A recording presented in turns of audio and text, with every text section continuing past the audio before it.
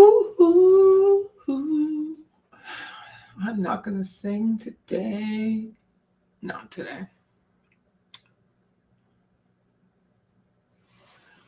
Almost sounds good. I might have to go get a pizza. I'm going to have to go get a pizza. I'm going to have to have one delivered. Hey, Susan, just me. I'm spontaneous today. I was watching I was listening to Roberta, so then I had to go look up Liz Reed, Ms. Alleged murderer Karen Reed's sister. I know. I just saw a little post about, if you don't live here, but Momo's Pizza, and I was like, oh, Momo's Pizza sounds really good. Might have to stop and get a pizza on the way home. Roberta's such a boss. Yeah, she's lovely.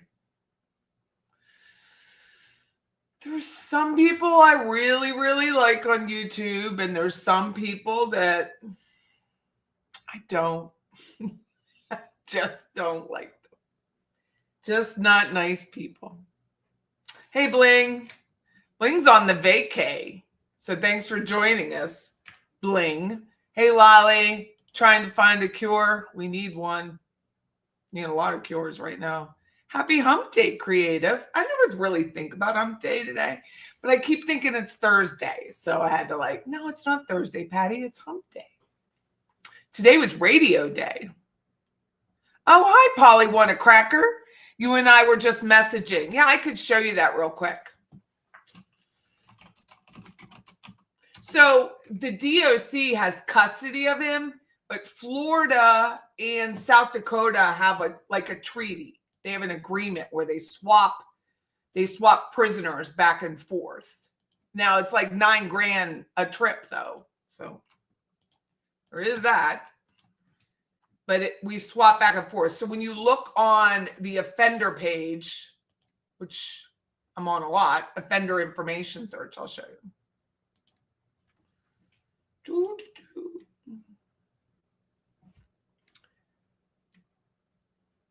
Today, I was doing a lot of Karen Reed family research, so I was have a lot of tabs open.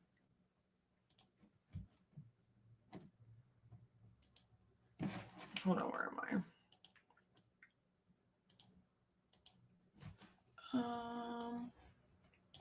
Yeah, I have a lot of tabs open. I'm gonna have to close some of these, or I won't have a show to have on.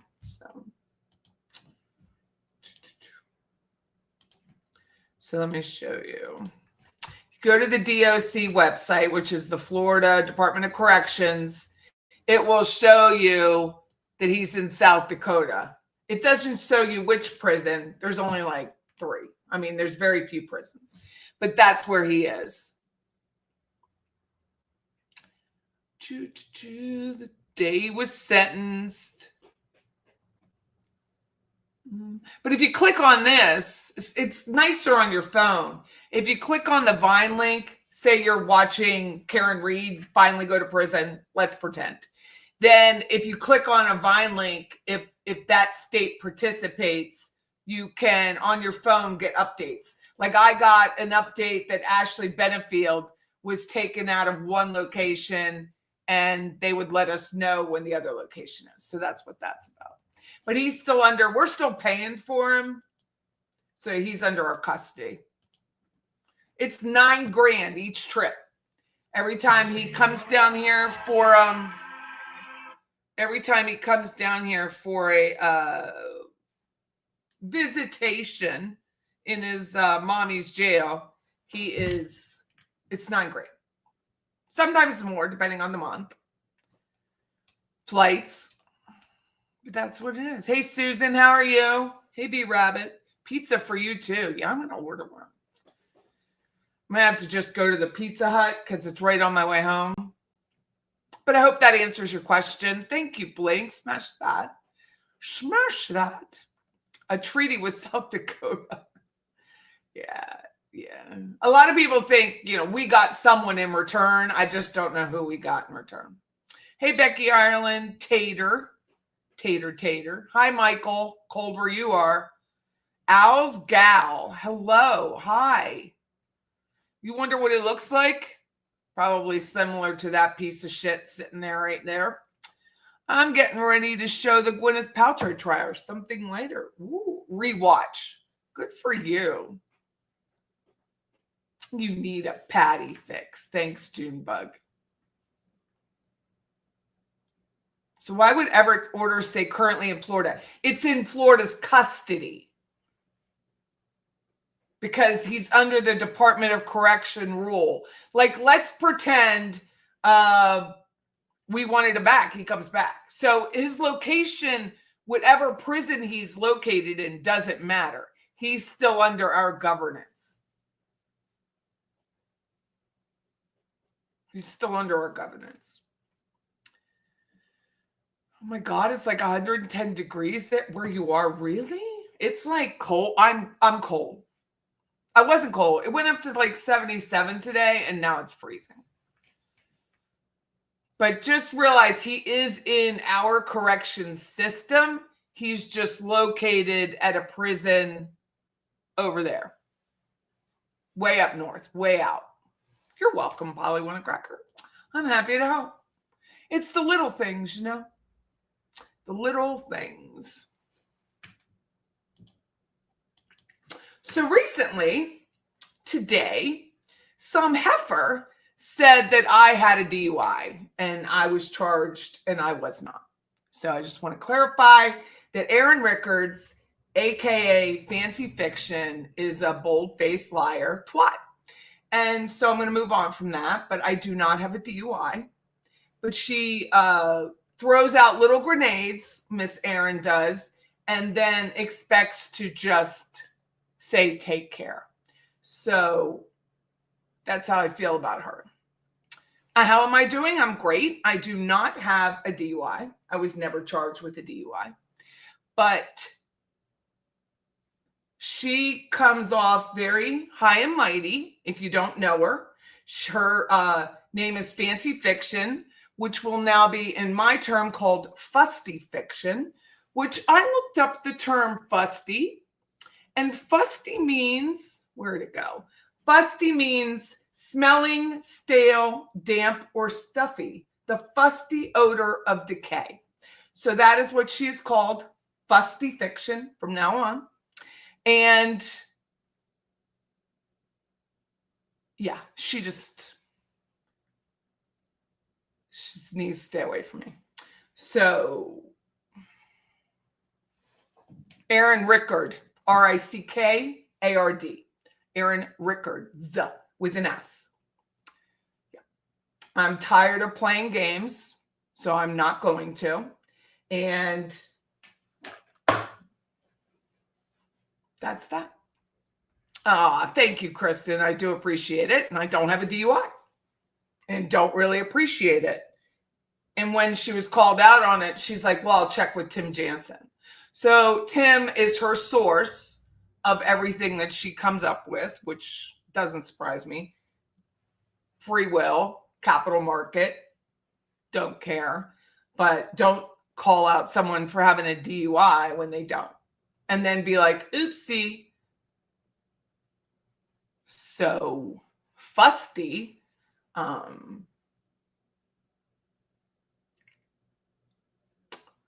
Trust and believe, dear. Trust and believe. Big things come to those who wait.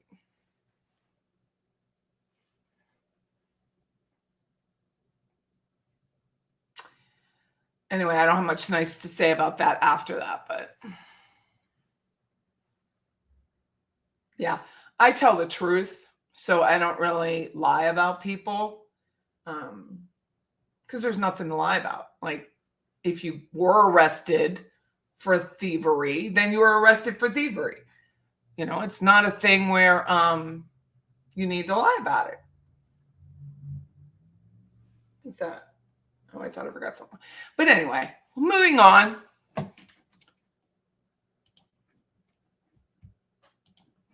It's the people that call out the whole, I'm just going to leave this up here for a while. People that call up, why is Tim telling her stuff? Well, he's not their attorney. He can say whatever he wants.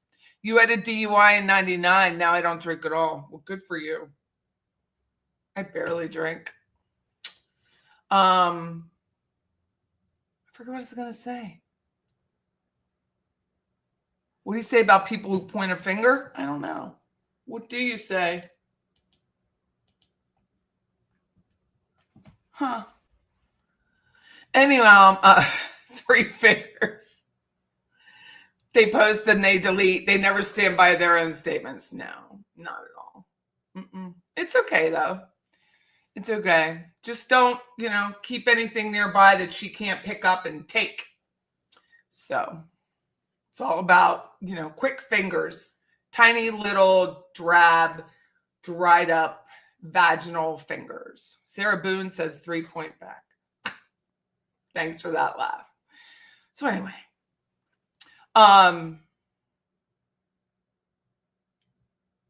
Wesley. Hi, Wesley. Why lie about something so easy to disprove? Well, some people say, I guess it was called throwing a grenade, that people like to throw grenades and then walk away. That's fine. Pay your fines. Stop stealing, and we'll all be good. So I was looking up Karen Reed's sister. I didn't get very far yet, but I did get the extended family. I know where the sister lives. I know where she works. I just haven't found any social media. She may not have any. She may have taken it down. But I feel sorry for the woman. She's not on any of the family, social media pages at all. At all. So I feel sorry for her. I mean, you can't have your own opinion in families anymore and not be ostracized. It's very sad. Boop, boop, boop, boop. Hey, Michelle. How are you? Hey, Kristen. So anyway, we have a new moderator in Dan Markel Justice, someone else to help me. So that's a good thing. And we typically don't block people, but I did have to block someone today. Hi, Raven. How are you? Yeah, maybe she is the lucky one.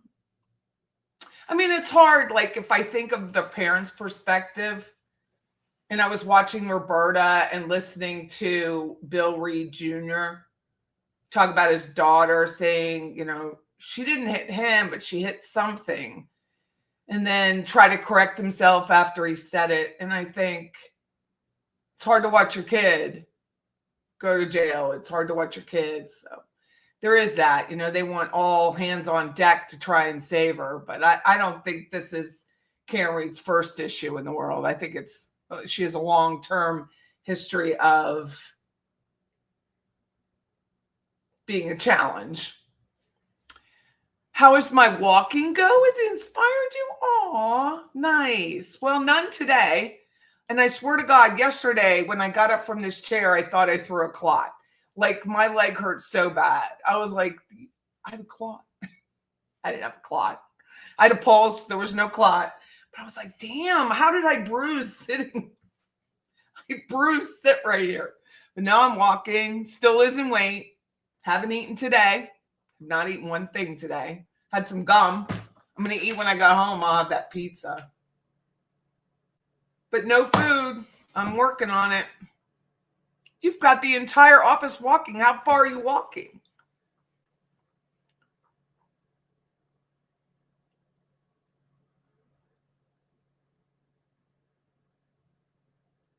We could start Michelle Major.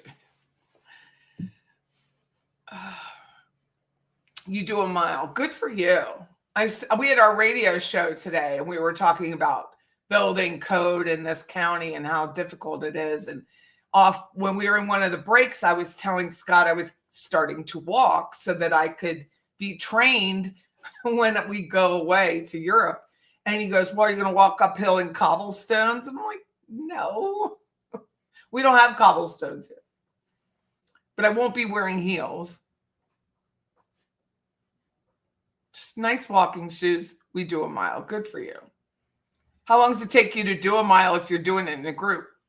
You walk a mile every morning unless it rains. No food after dark. Your brain will slow down. Well, I haven't eaten today, so I'm going to eat something. I am. Because it's really making me, not as nice as I normally would. You've trimmed off some time. Good for you. Not as nice as I normally would, when I see things that are reprehensible. I tend to get a little bit more, little jittery. 17 minutes. That's fantastic. That's a good pace for a group. That's a really good pace. Up hills and back. That's a very good pace, Raven. Good for you. Yeah, what are we on? Like day 7 of Lent. And I'm still fasting. I was going to drink more water, but that hasn't happened. You can't walk with a group as I can't talk and walk. I have a really fast stride, so I just keep walking. Wesley, I would walk a mile in your shoes if I could. Day 7, yeah, I think that's not a bad idea to walk a mile in someone else's shoes. Even if.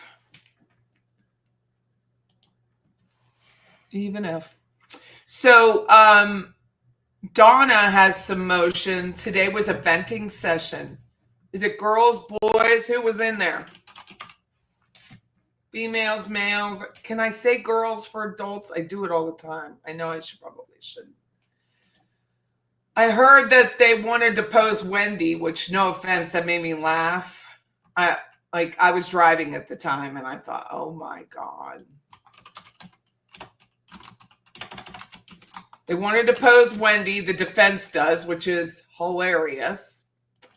And then they want to have a motion in limine. Stop it, Patty. To take out Wendy's divorce. Talk about a mile long, her binder. Here you go. So when is... Let me take this. I'll cover up Aaron's arrest issues. Hold on. Transport, deposition, notice to notice regarding scheduled depositions. Oh, here you go. This is updated.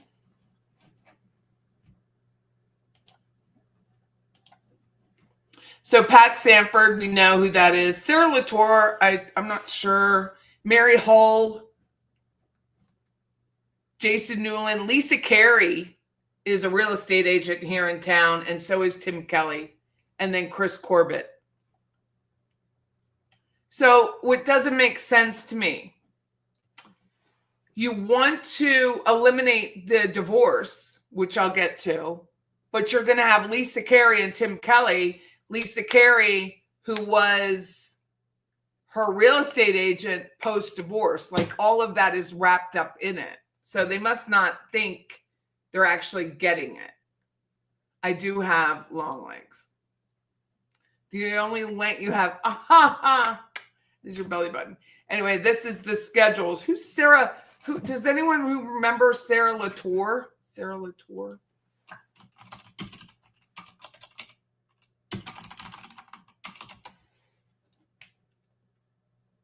Oh, she's a social worker. She works for FSU now. She's a graduate appointed Florida's disaster recovery.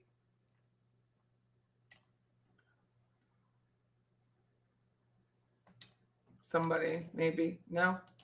Let's see. Oh, she married Jason Newhouse. Oh, I didn't know that.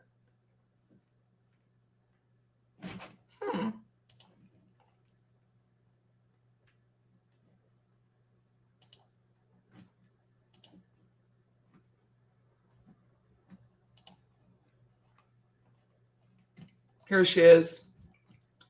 This is Sarah Latour. She must have been friends with her. Sarah Latour, Newhouse. She's a disaster recovery mental health coordinator.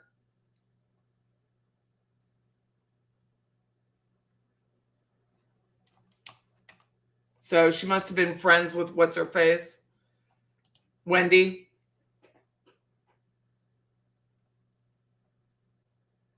Wow, good for you. Between diet pill and walking my dog 1 to 2 hours a day, pounds are coming off fast. Good for you. That's huge. So anyway, this is Sarah. I don't remember what she has to do with this. Mary Hull. Can't remember her either.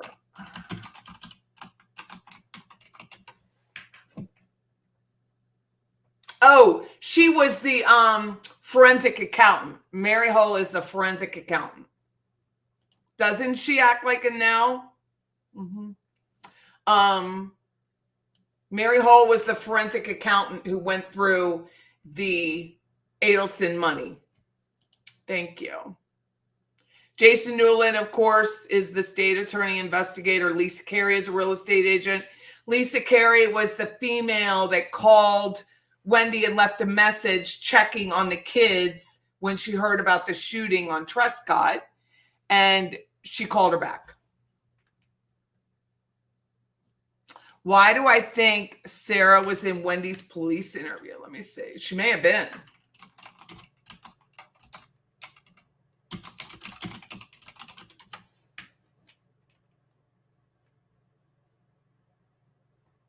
She may have been.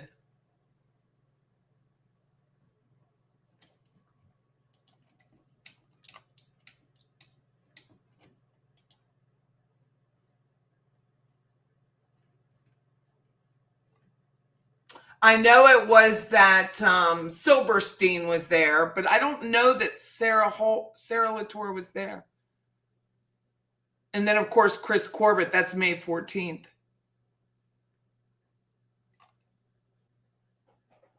Lisa Carey is April 10th at 2. So they must be. It'll be a quick one for Lisa and Tim. I've known them as long as I've been a realtor. And then...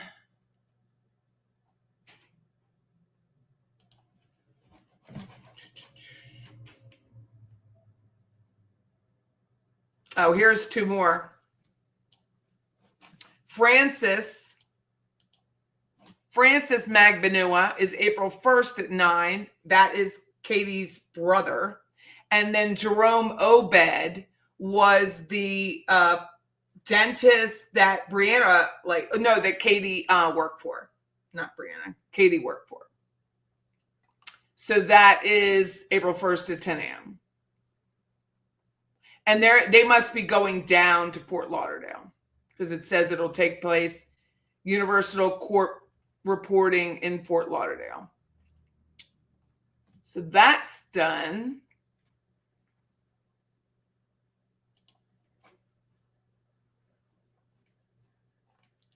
And that's just a motion hearing transcript.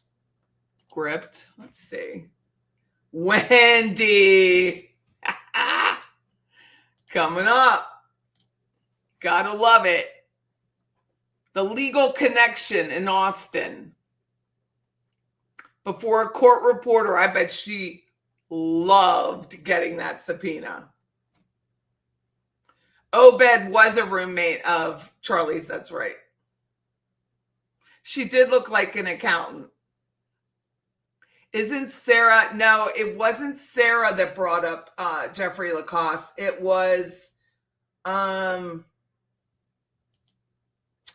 who introduced?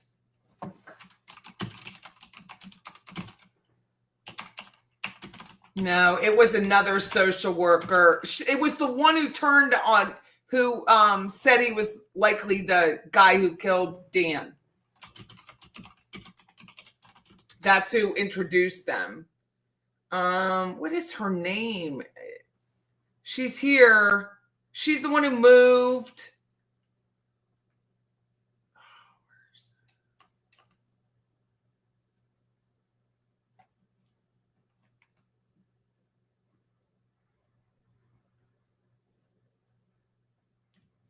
Jane McPherson. Jane, thank you.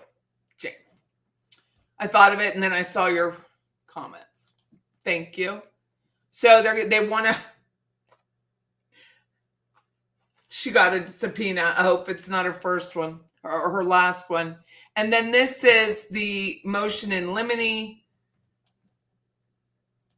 where they defendant Donna Adelson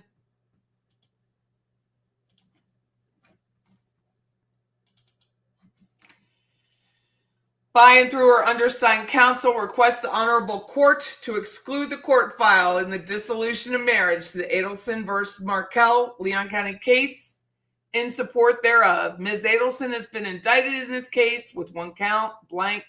The state is listed as Exhibit 60, the divorce filing. It's like 1,000 pages at least. It's got to be 3 reams. Indicating their intent to admit the file. By this motion, Ms. Adelson moves to exclude it.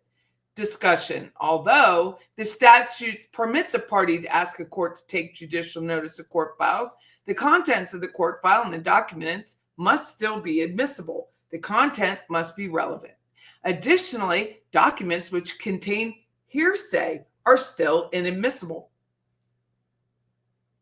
Permits the whole admission of all hearsay statements contained within those records. We have never held that otherwise inadmissible documents are automatically admissible just because they are included in judicially noticed court file. To the contrary, we find that the documents contained in the court file, even if the entire file is judicially noticed, are still subject to the same rules.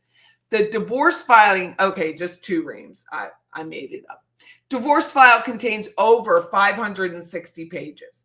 It is significant that Ms. Adelson was not a party to the divorce proceedings. There could be no credible argument that the vast majority of those documents have any relevance to this proceeding.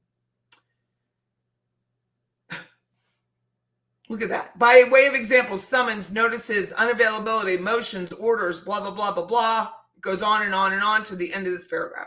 The only significance the underside can fathom is the state desires to use the size of the divorce file to support the false narrative that the divorce was a bitter custody dispute. So the amount of pages means it's bitter, not what you actually read inside. These documents, which comprise the majority of the exhibit, do not survive a relevance analysis in any way, except for the other 3 trials. In seeking admission in the divorce file in previous trials, the state has asserted the statements contained in certain filings go to the motive of the defendant then on trial. Although such an argument could overcome the relevancy issue addressed above, the state must still establish their admissibility as either an exception to hearsay or as non-hearsay. Regardless, state of mind exception to the hearsay rule does not extend to the admission in the divorce file in its entirety. Significantly, the state of mind, the declarant is the subject of the exception in section 90.8033 Florida statutes, and it applies solely to the declarant's state of mind rather than the state of mind of defendant. For example, in Bailey v. State 419, the defendant's first-degree murder conviction was remanded for a new trial because hearsay statements of the deceased victim, which tended to establish a motive for the alleged crime, were obviously offered to prove the state of mind or motive of defendant, a purpose for which the hearsay exception created by section 90.8033A does not apply. With respect to Mr. Markell's March 26, 14 counter motion, and then you got to go down here. The state had previously referred to this 16-page motion, not excluding exhibits, as the mother-in-law motion.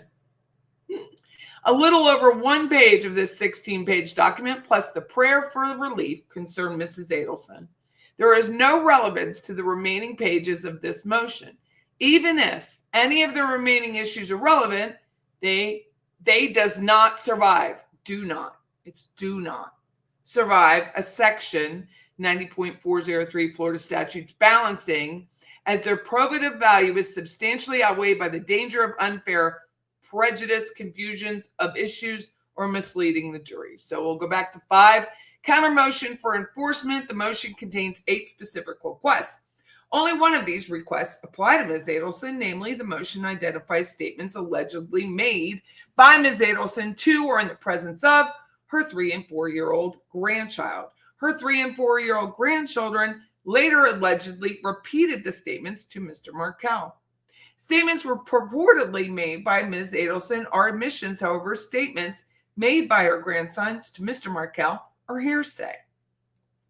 The statements in Markel's court filing are also hearsay.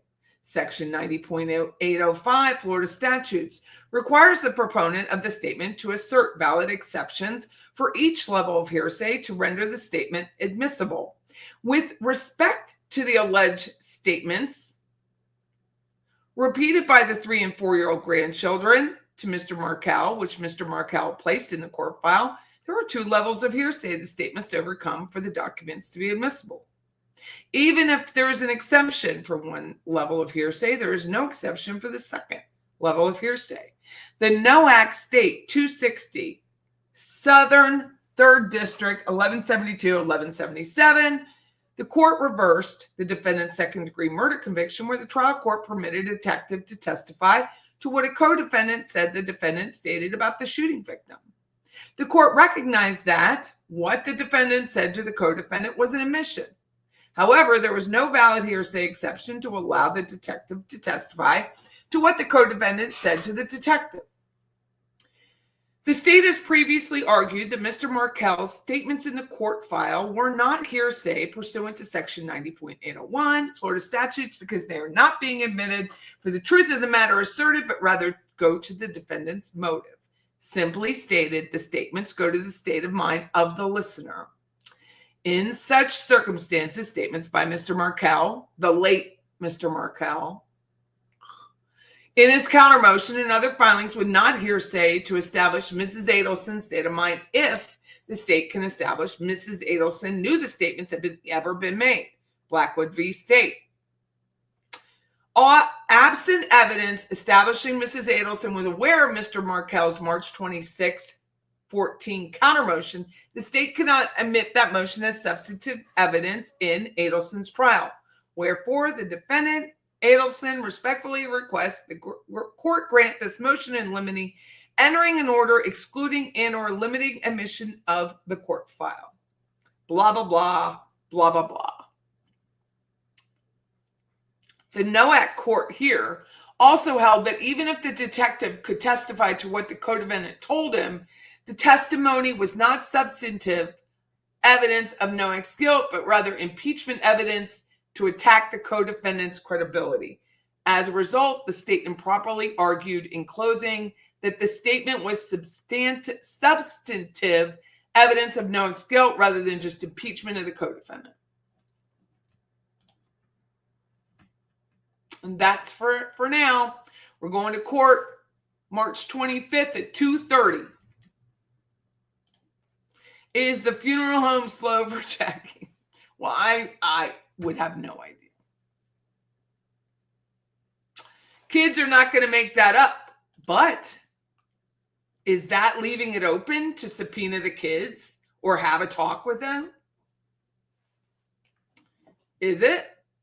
Hi, everybody. My husband and I went out to dinner, so I'm late getting here. Well, hello, Jebby. This was a spontaneous stream. Hi, Sade. How are you? Hope Donna's lawyers are charging Adelson's by filings and court appearances. There is that. Yeah, I mean, when you're bringing up the boys like that, 3 and 4, Allison Galvani remembers a lot about what happened with her mother and father. Are you leaving the option open to bring the boys into court? Then it's not hearsay. Didn't Wendy email Donna March 26th motion to have filed? And there was many names that email was sent to besides Donna. Yep. Including an old boyfriend. So weird.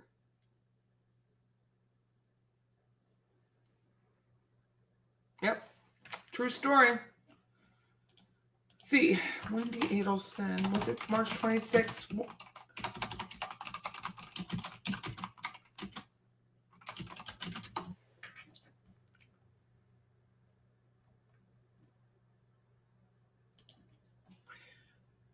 March 26th.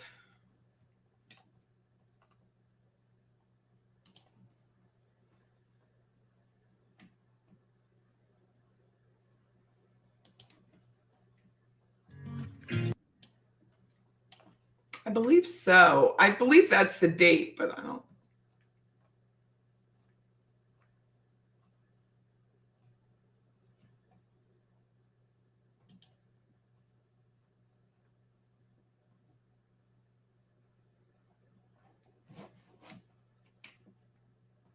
I believe it is the date. Wait, March 26th got out. 2014.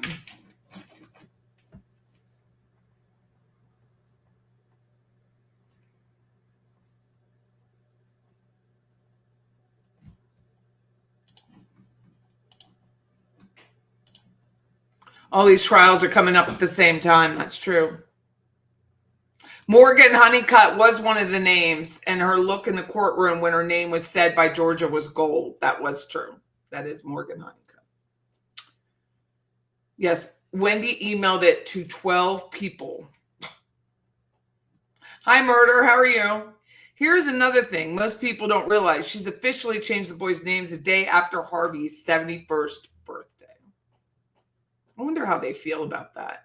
I mean, what are they, 16 and 15 now? Something like that? Was like, no, because if they were 3 and 4, and it'll be 11 years, so it's 15 and 14, including Rob.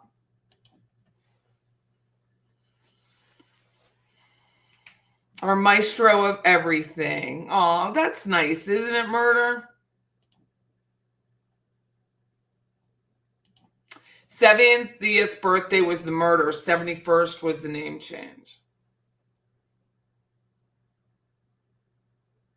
He just looks awful. I wonder if he'll make it to June. And that motion at the very end stated Donna did not know of the March 26th statements Dan submitted, but Donna got that email, so that motion includes a false statement.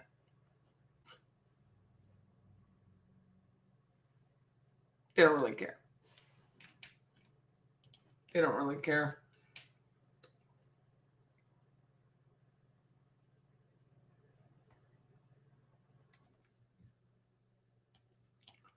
Let's see. Email Wendy Adelson, March 26th email.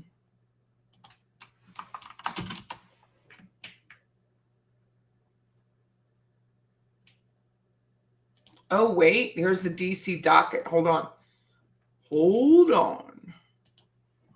March 26th.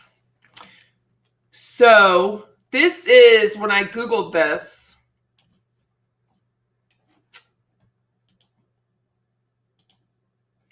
This is, let me hide this, Catherine's transcript, Magbanua. So his ex-wife had falsified or not come clean about all the money involved in the divorce. And then ultimately in March 14, after the MSA, which is a marital agreement, the divorce was final, Markel filed another complaint or a motion talking about Dan. This is Kappelman. In March of 14, March 26th of 14. All right, go ahead. And he, the Mr. Zangania, Judge, I'm going to object. The detective is reading off notes. The court overruled to cost your honor for Magbanua, just a standing objection. Court, all right, the witness. So he was. This motion in March of 14 was concerning inappropriate interaction by the mother-in-law. You guys are so good. By the mother-in-law, that would be Wendy Adelson's mother, Donna, because his children had told him that had made statements to him repeating that Donna had stated about Dan Markel, which are the things to the effect, Grandma hates you, that kind of thing. Grandma hates you. Grandma thinks you're stupid. All right. So what was it that Mr. Markel was seeking the court to do? He wanted no more disparaging remarks. There was an agreement during the MSA about love and companionship and niceness, for lack of a better term, between himself and the ex-wife, especially in front of the children. And so he requested the court sanction or put into place that Donna Adelson would not be able to have unsupervised visits or contact with the children because of the remarks that he stated. And where did Donna reside? Broward County, Coral Springs. This is before they moved. All right. And this motion, but didn't they get the lease that time? Wait a second. Didn't they put the lease on? I have that lease. Didn't they put the lease on the Point Boulevard at the time? Hold on, Patricia. Hold on.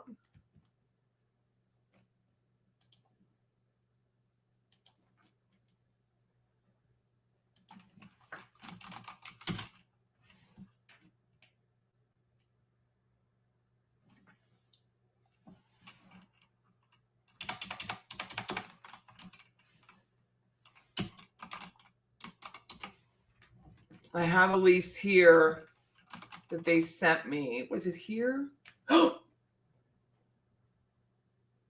Is it here?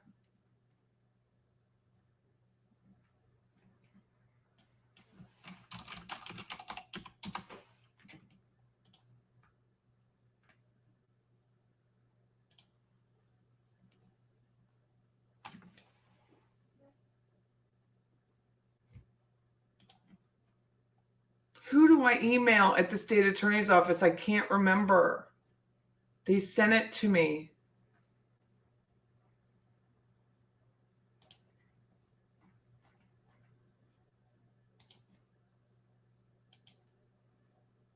What is that girl's name?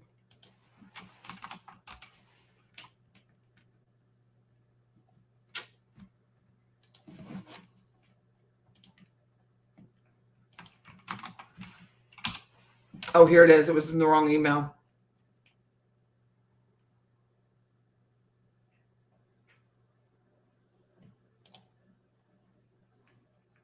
Here it is. The continuum lease.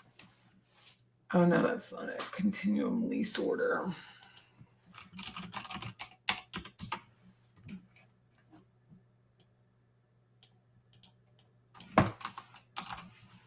Public records request.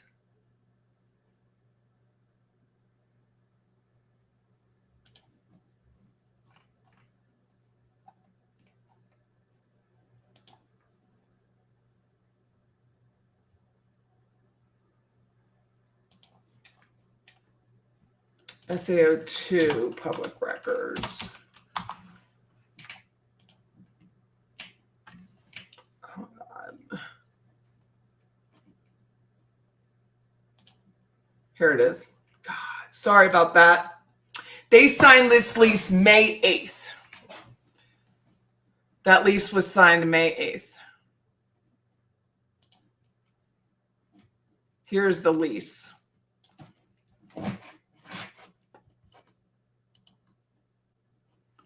So you can see right here, May 8th at 2:00. And they were paying $13,000 in a deposit.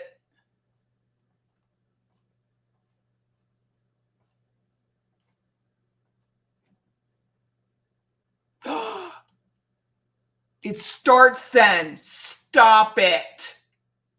They signed it 3/15.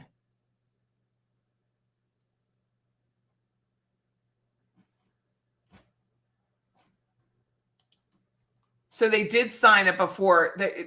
The lease starts May 8th, but they signed it on the 15th.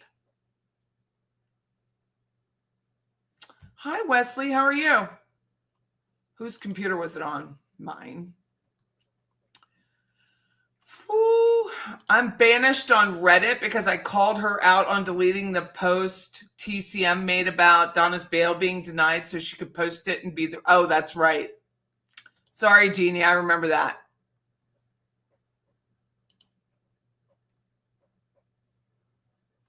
Some of the ones are, yeah, Wendy one and the Jew, yes. So, all right. So, she resided in Broward County. So this is a detective.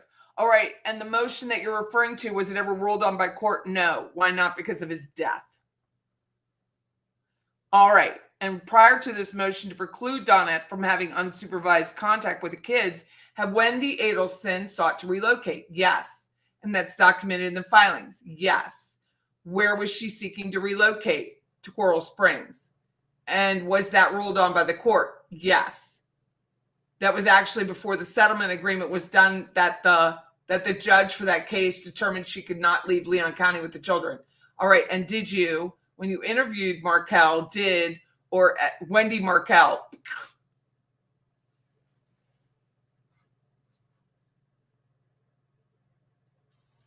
I love you, Georgia, so much. Wendy Markell, did, or as part of the investigation, did you conduct an analysis or capture somehow the information on Wendy Adelson's laptop computer? Yes. And did you reveal some emails between Wendy and Donna? I did. And did that further interest you regarding the motives for the case? Yes. How so? The emails from her mother were strong. What do you mean? Strong suggestions, if not demands, of what she should do to facilitate her and the children moving back to South Florida. Well, what should Wendy do? Yes. All right. And was Donna Adelson suggesting Wendy should do? She suggested threatening Dan with the children, going to the Christian church, specifically at what time a Catholic church. Even though he was devout Jewish, she also suggested at one point a bribe, for the most part $1 million split between Wendy, Donna, and her husband, Harvey, and their son, which is Wendy's older brother, Charlie. All right. Let me back you up just a moment. So the first thing you mentioned was that Donna Adelson suggested to Wendy that in order to facilitate the relocation, she could convert her children to Catholicism or threaten to. And so, if you know, why would that have any impact on not Mr. Markell consent to letting his children go to South Florida? I'll sustain the objection to that question. Objection, speculation for the record. Court sustained. Kappelman, all right. So she suggests Wendy could convert her children to Catholicism or threaten to do so. Yes. And she says the bribe. Yes. Objection, overruled. Yes. Let's see if it mentions the email. I was trying to find out who they went to.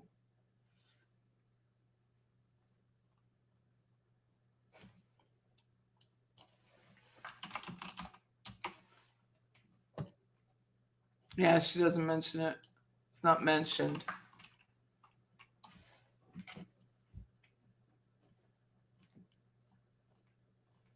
Not in this one. It might be in another one.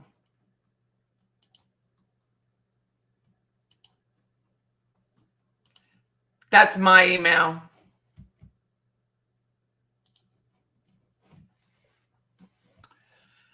If you can find the place in the trial, Georgie rhymes them all off.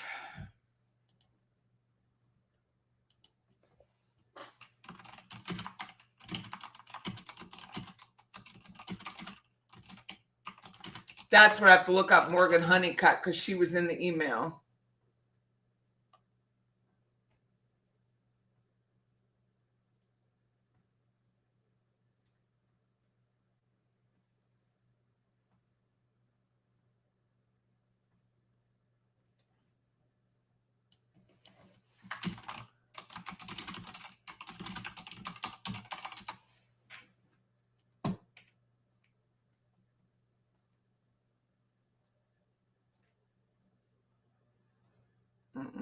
I can't find it real quick.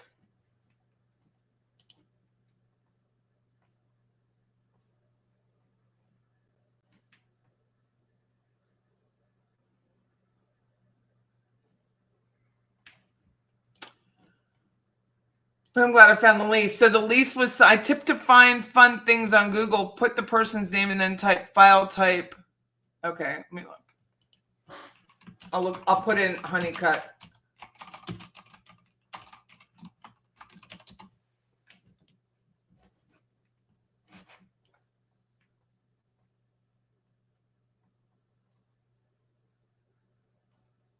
It's hard because she's already an attorney. Who else was in there?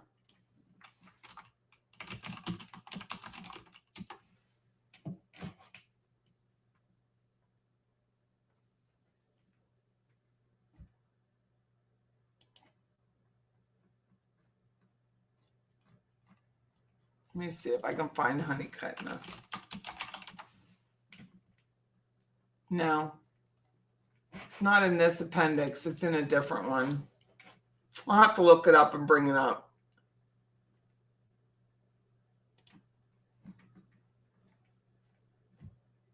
Here, let me check this.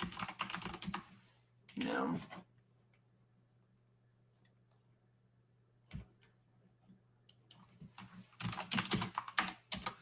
No, it's not. Not any of the briefs that come up right away. You have the names. Bless your heart.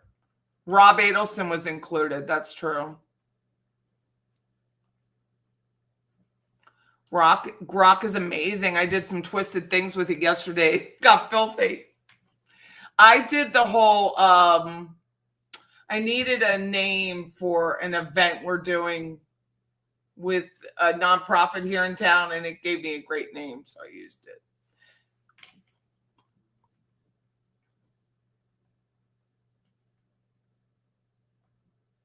I went to said Patty, don't have her email. It's right here.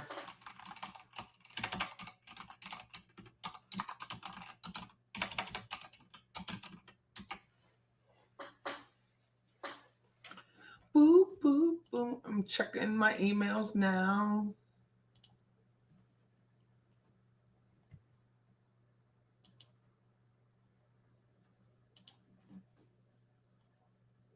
I just put it out. PattyIsFunny@gmail.com.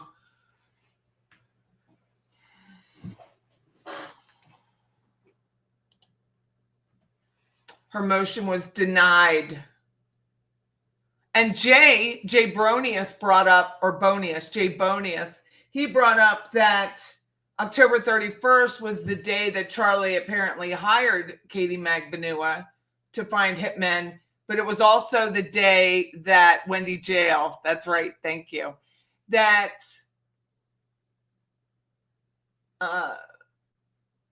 was the day Dan was supposed to transfer that money and didn't.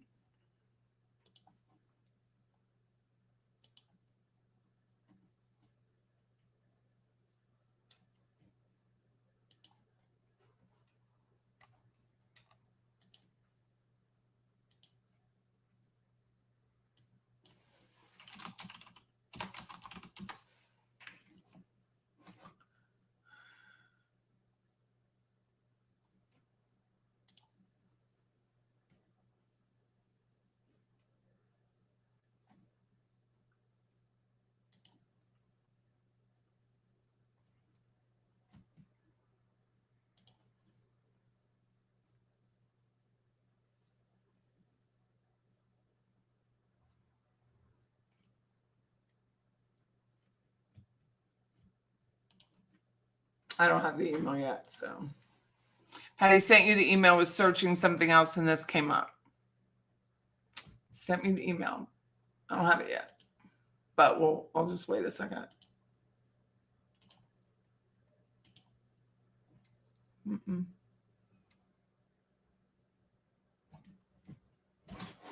Nope.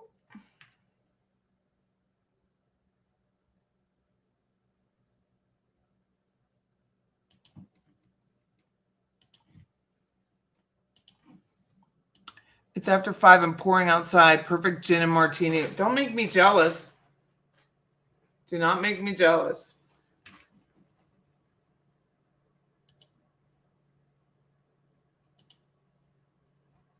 The fact that Grok has access to all X posts is like something I can build an LLM based off anyone on X and talk to it.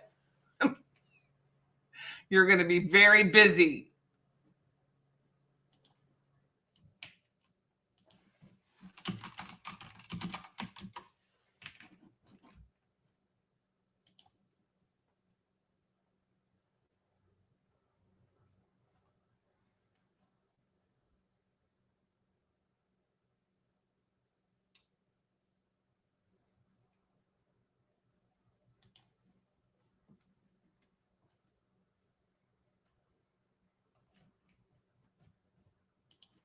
I still don't have it. I don't have the email.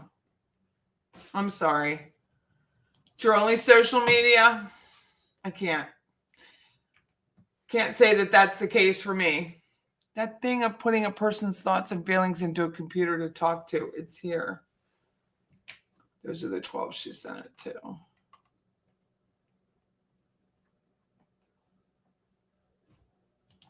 There we go. Hold on. Hold on. The 12 friends. Hold on. There isn't clear publicly available supplying sent to exactly 12 friends detail. Well, it's in the Charlie transcript. Hold on. Since I have your attention. I know it's in the Charlie transcript because that's when she read them off, and Wendy was one of the first witnesses.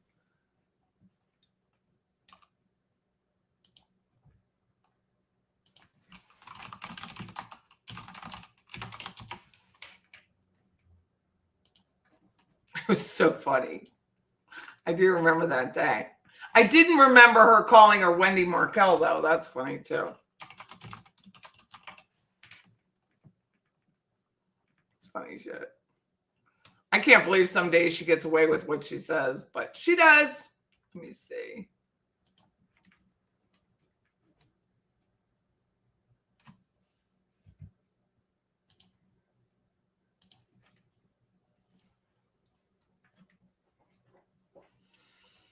This is the first transcript. I mean, Wendy was one of the first ones, right?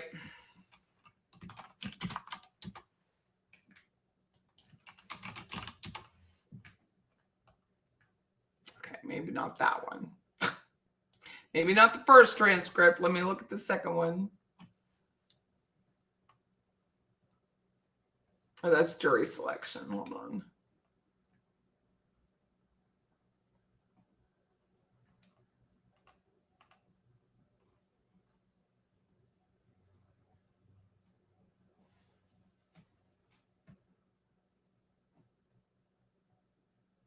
Oh, here it is, trial. I was in jury selection.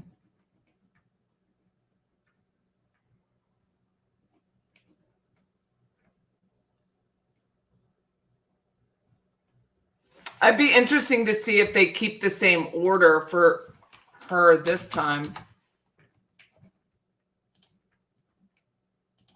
If Wendy's up front again.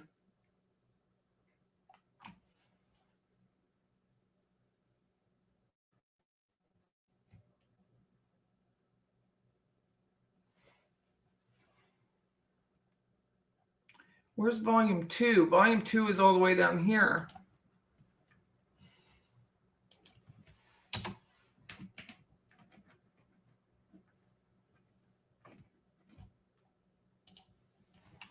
They weren't uploaded in order.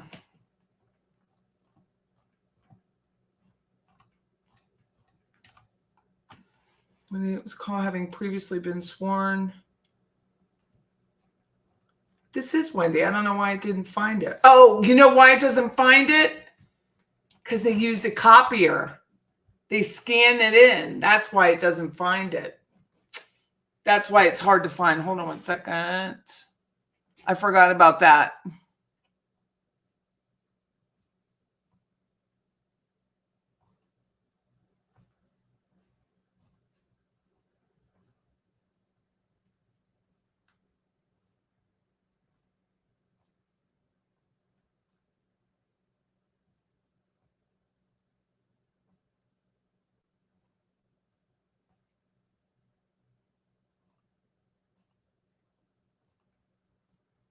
That's why they don't have it in there.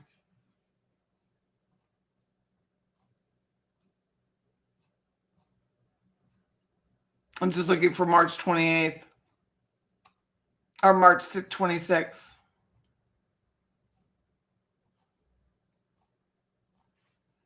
Stock the bar party.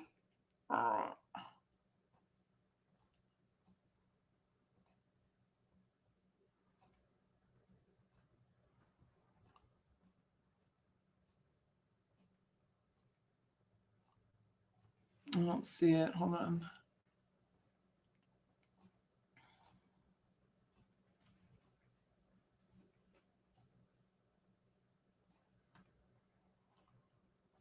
Mr. Rashbaum, yes.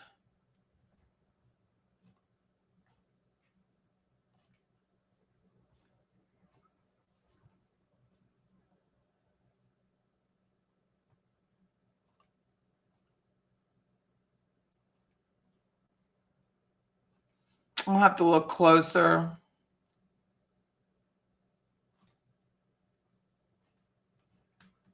I'll have to look closer. I apologize. Does Morgan Honeycutt live in Austin? No, she lives in Santa Fe, New Mexico. She's an attorney. Thank you very much, True Crime Wifey. I was there was a bunch of times Katie's filings were getting rejected for not being scanned. Heard you're doing more lives, more sessions on YouTube. Good for you. And thank you, Donna, Jeffrey, Tova Walsh, Morgan Honeycutt, Renee Griggs, Gary Cohn, Miguel Edmondson. That is the guy she was dating at the time. Trey Hubler, Robert Adelson, Rachel Frank, Jared Reich, and that guy, that Mehul, is someone I think she went to school with. Mm-hmm.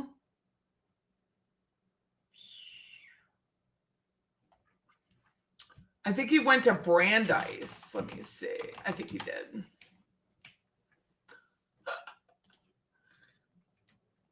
All right. He went to Brandeis with him.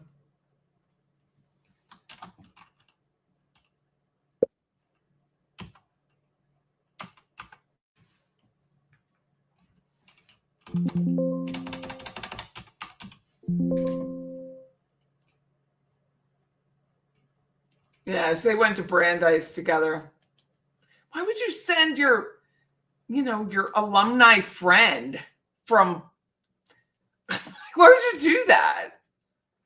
Mehul. It doesn't make any sense to me, but I'm not a murderer either, so there is that.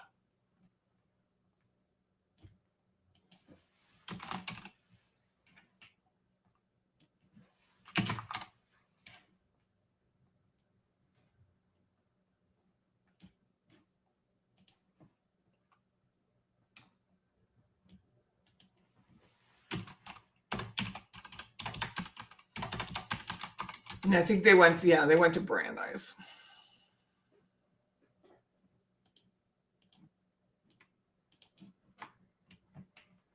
Mehul Patel is his last name. He was a Coca-Cola scholar. This is this guy.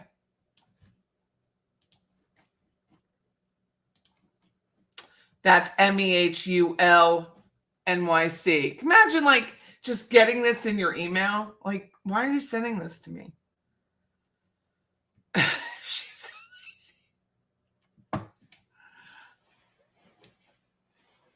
lazy. That is true. That is what she did, which is why her little crimes are up too. You checked if I was live, and voila. What has Fancy Feast been up to? Well, I'm now calling her, you're a wordsmith, calling her fusty fiction, which means stale, dank, moldy odor. Not musty, fusty. Kind of scary, it all coming back to me like I wouldn't have expected these details to be stuck in your brain. I know. But anyway, that's this poor guy. Just living his best life, and he gets this email with her whining about her ex-husband because she didn't get her way. Can you imagine? Robert Adelson, we know. Rachel Frank, who is that? Does anyone know who that is?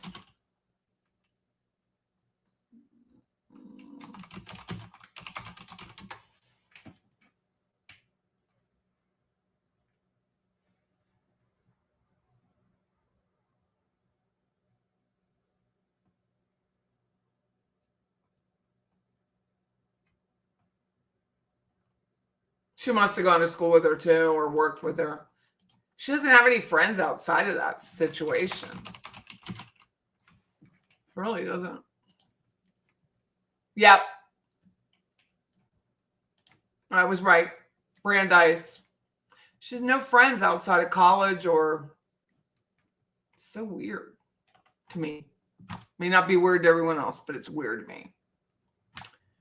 Odd.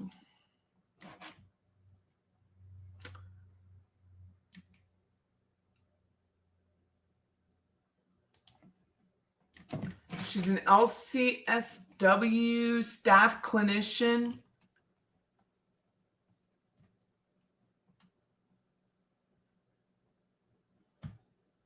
Oh, I'm shaking my head. Gary Cohn. Does anyone remember who that is? Anyone remember that?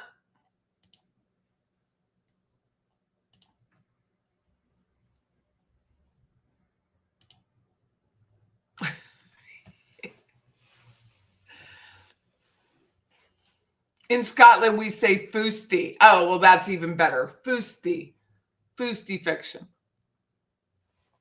High Wilt.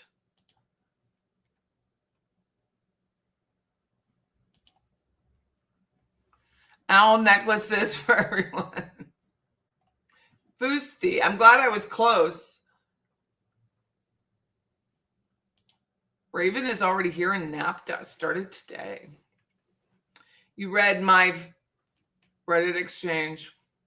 I hate really blocking people, but she just was editing what she wrote, which is what she does. So I took screenshots before the little twat could do anything. I died at 20. I made that up. That's my word. I mean, and it gets past the censors. You know, if you're on X and you say twant, nobody cares. It's much worse than the C word because it's both. Oh, are ya? Keep it under your sweater because you don't want him to do anything, that judge. Miguel, Trey, and Mayhol are all three on the list of men Jeffrey gave Isom. Gary Cohen owns a law firm that offered Wendy the $1 million job. Thank you, true crime. Wendy's friends knew her before college, probably knew she was a weirdo as a kid.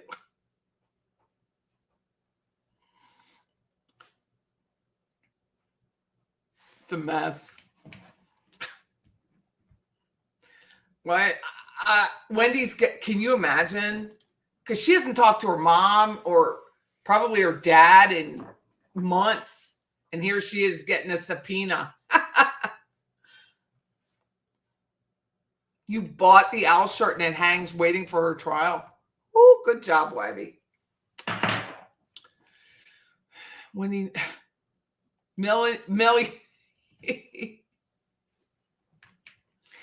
Everything is a new name for prostitution. It's still prostitution. No way. Stop it. Are you serious? Do we think Fusty 20 will show up for the trial? Yeah, she probably will. I think she is. How does the owl relate to the trial? I missed that. I only know owls and KCL. Same thing. So what had happened was when Lewis and Sigfredo were driving up here to kill Dan Markel in his garage, Lewis stopped and took a photo of an owl and put it on Instagram. And the day Wendy went into the jail, she was wearing an owl shirt.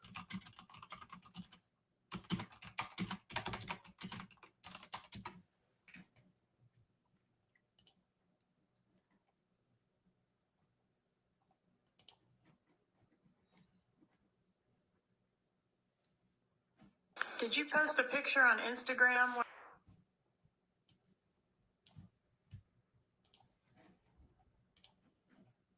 Well, y'all were in Tallahassee on that second trip. Yes, ma'am. Could you tell the jury about that? There's a picture of an owl. An owl, like the bird? Yeah. Okay. And was that a photograph that you took here in Tallahassee? Yes, ma'am. All right. What happened after you posted this picture of an owl on Instagram? Garcia came and told me, hey, you need to take that shit down. Just like that. Garcia told you that? Yes, ma'am. And who told him that? I believe Katie. You believe Katie or No, you know Katie? It's Katie. It's her. Okay. So did Garcia get a phone call about the Instagram photo that you posted? Yes, ma'am. And were you present when he received that phone I call? was outside. He came outside and told me. He came outside and told you to take it down? Yeah. All right.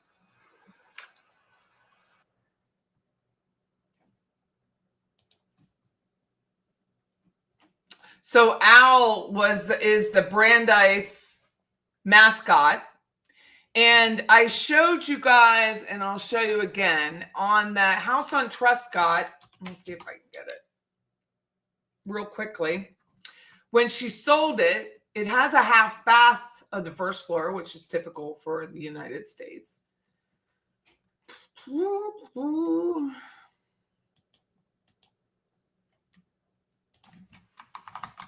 And in there had an owl.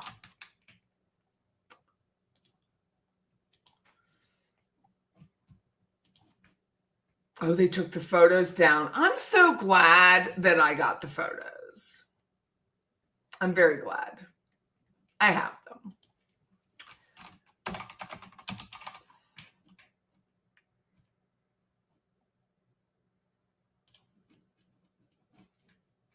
That's the listing. Wait, I have the list. I have the listing photos. I grabbed them somewhere.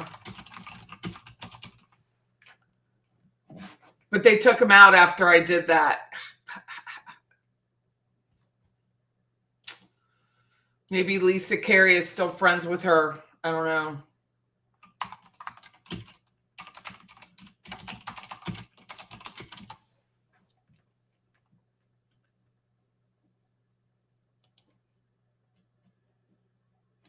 Ah, here it is. Not gone forever, people.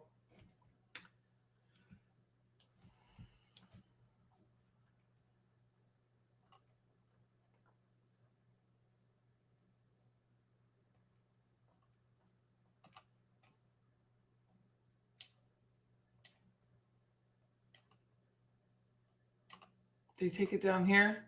Oh, here it is.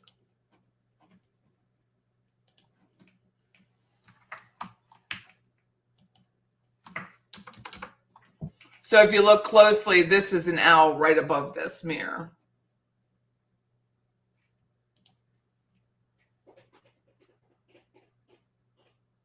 So I found that last year. That's an owl.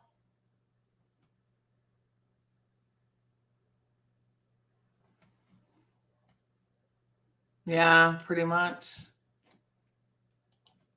Clearly, they were not people who cared about aesthetics. I mean, they just didn't. Wasn't a thing.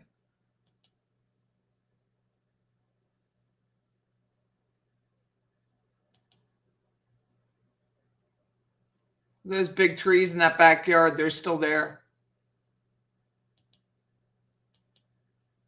Has a huge living room.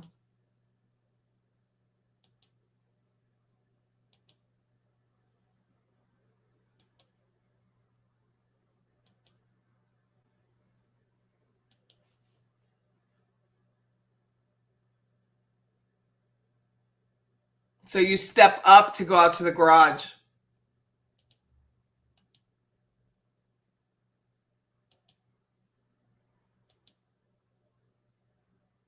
It's the boys' rooms.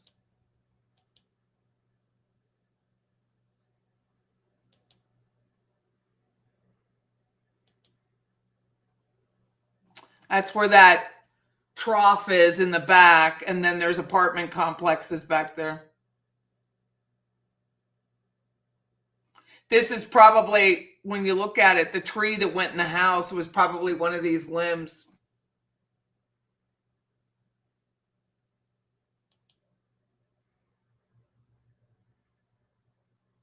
Such a shame for no reason. Selfish, selfish, selfish.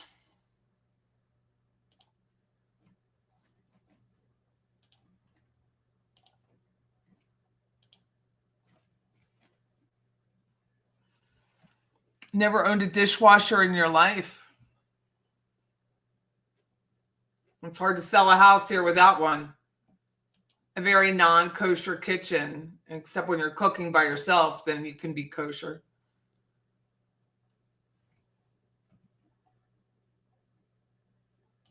Well, it's all cheap back then. This is a long time ago. It's a very, very long time ago at this point. So you collect owls. That's funny. Didn't she have an owl in her kid's bedroom in Miami? She did. And that refrigerator was huge. And it's like right in front of the cabinets.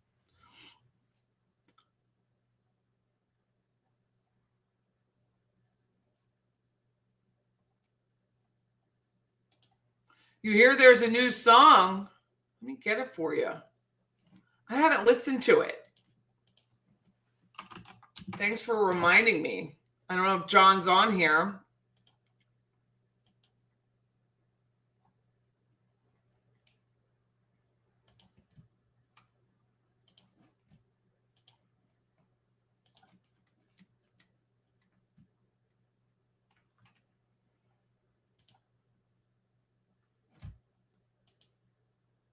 I'm going to sneeze in a minute, just so you know.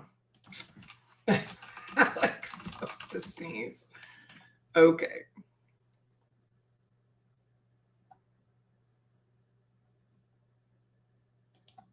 Here's a remastered. Oh, okay. This is a remastered of the Donna song by John Smith. He said you can listen to the words a little bit better.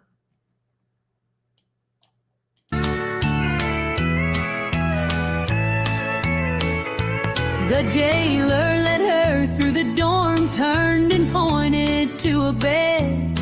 Just mind your own business and you'll be alright, she said. The jailer turned and walked away and left her standing all alone, with just her blanket and her thoughts of what she'd done. Then a hardened woman walked over and looked her up and down. She said, "You must be the fancy lady that's got the word going round. The word is you're from Miami and that you're rich. From now on, fancy lady, you're gonna be my commissary bitch. You're in jail now, Donna, darling. You're not in Miami anymore. Say something wrong to the wrong woman, you'll pick your butt up off the floor. So be careful, Donna, darling, before you speak. Be sure you think. What you say could get you bitch slapped or even stabbed with a shank."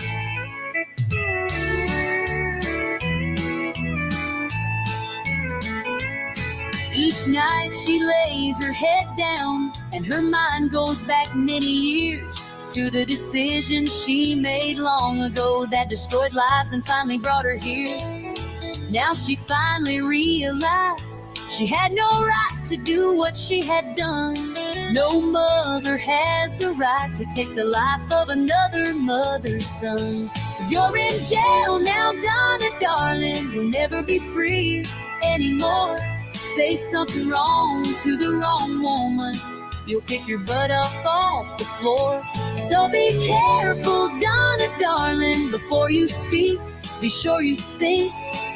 What you say could get you bitch slapped or even stabbed with a shank. This is your life now, Donna, darling. You'll probably never be free anymore. All you'll hear is guards giving you orders and the clanging of those steel doors. All you'll hear is guards giving you orders and the clang of steel doors.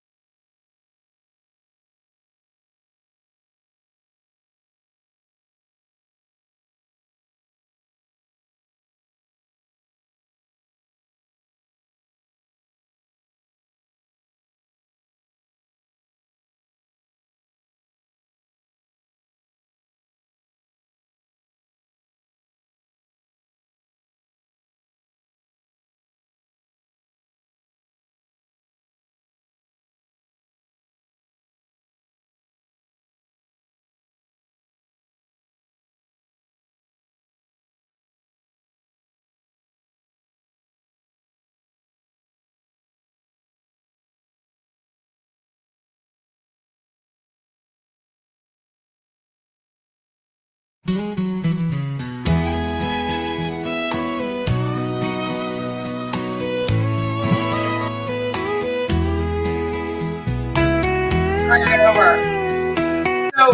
John sent this letter to me with his lyrics, and he said I may not want to play it. It's quite risque, so stand by.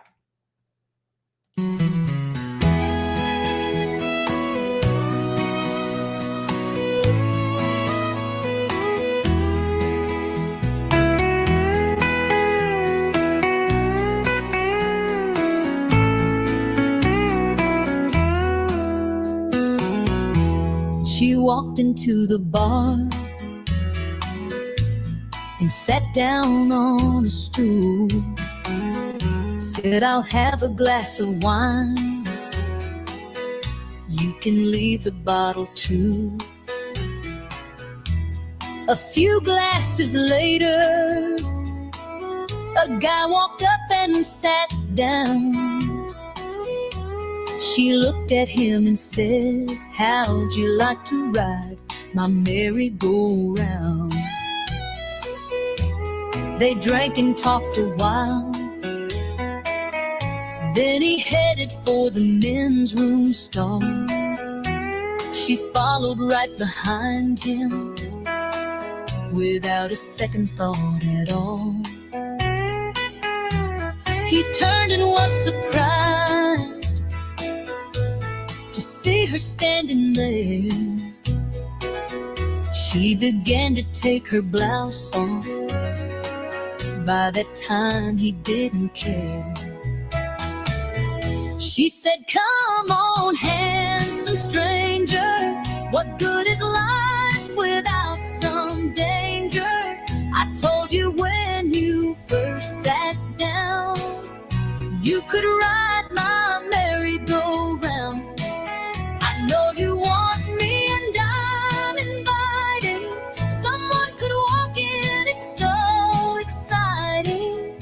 Who would think in an airport lounge that something like this would be going down?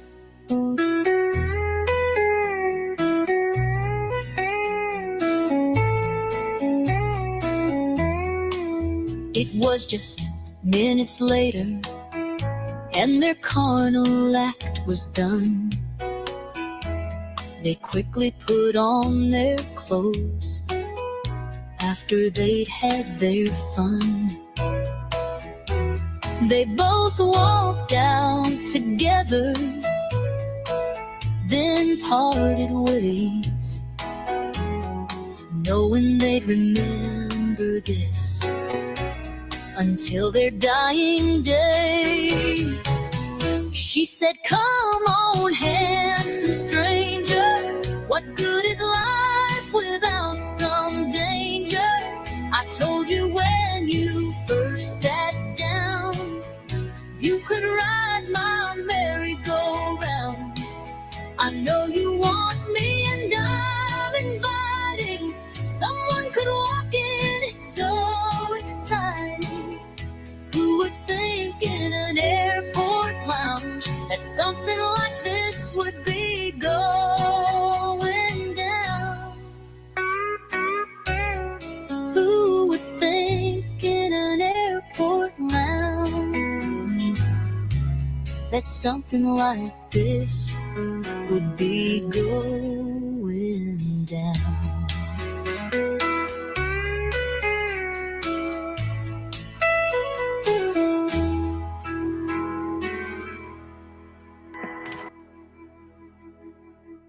That's a hit. I mean, I'm really serious.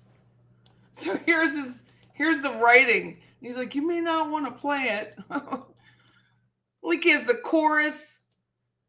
She said, come on, handsome stranger, what good is life without some danger? I told you when you first sat down that you could ride my merry-go-round.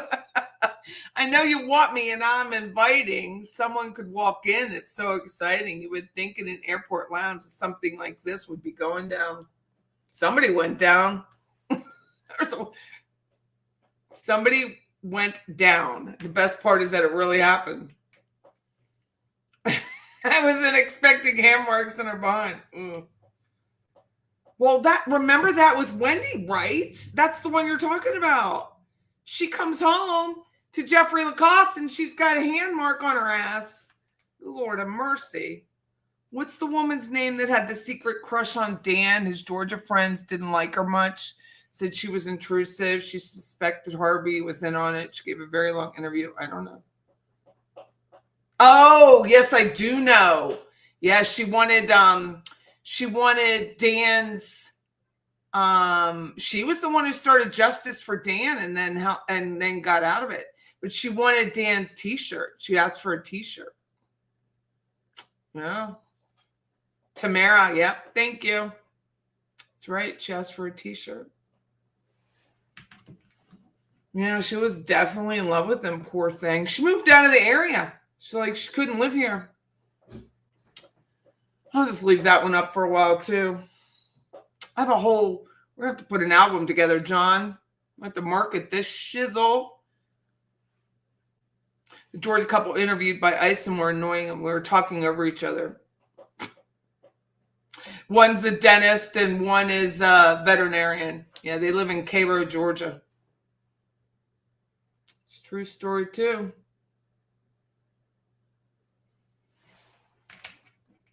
John is incredible. What a way with words on the Suno. I mean, you are adept. I mean, this can't be your first time writing music. It can't.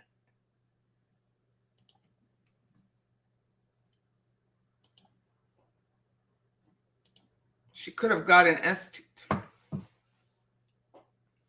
She could have got impetigo. She could have got some ringworm. She could have got a lot of things. That guy's probably married.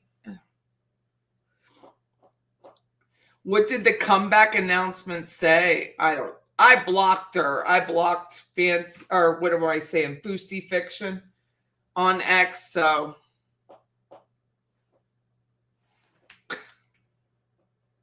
John should get together with Jibs and Jabs. That would be funny. No pun intended. He is a wordsmith. Yeah, with a name like Smith. Nothing but contracts part of the Christmas poem. Gotta go to sleep. Or crabs. Ew, Susan, I haven't even thought about crabs since I was a nurse. Oh. Can you imagine?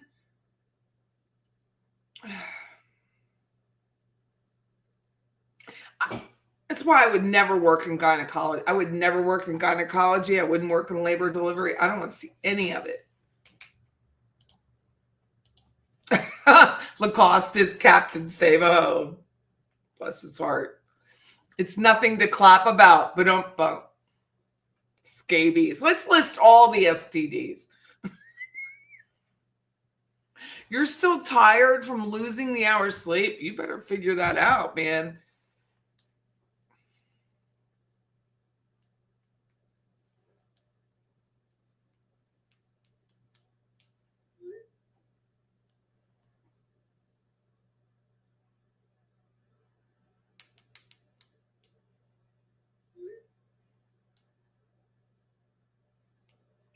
Someone's sending me an email that I did something and I don't know what I did. I have a 6 a.m. 2-hour call about a donor reporting. Well, I hope it all goes well, Jeannie. I don't think Donna has enough postgraduate education to be in Wendy's circle. I have so much to keep on. Been out of town. Hi, Leslie. You had 5 hours of meeting today. That would be hard. It would be very, very hard. I gotta go to bed. This was fun, though. It was super fun. Hey, my father's alibi. How are you? I love it. You always play John's songs first. It's one of the breaking news items now. Herpes simplex 10. I know you're just trying to get a reaction out of me, and you are, because it's gagging me. We've lost millions of dollars in... Oh, Jeannie, I'm sorry. Herpes. MFA, that's funny.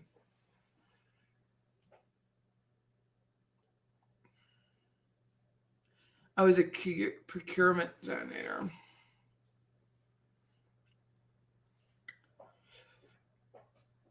In my younger years, I worked in labor and delivery. Not doing it. Too many hoes in there. Too many hoes. I can't do it. The worst STD is pregnancy. That is a very long-term STD. Yes, my father's alibi. Yeah, Allison she had a good live last night. I had to go to sleep eventually, but it was very good. I was listening to it on my way home. Your husband, Jeff, what a sweetheart. What an absolute sweetheart.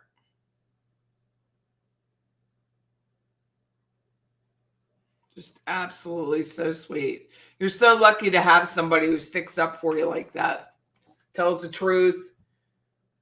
No holds bar. It's very nice. Very, very nice of you.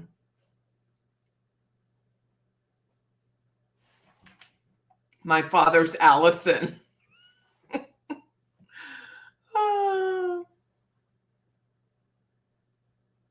Yeah, it was very nice. And I'm glad your husband did stand up for you and discuss this because it's just ridiculous. But they carry on and they will continue to carry on. That is what they will do. That is, when you don't have much of a life and you're all alone, you got to figure out something to do with your time.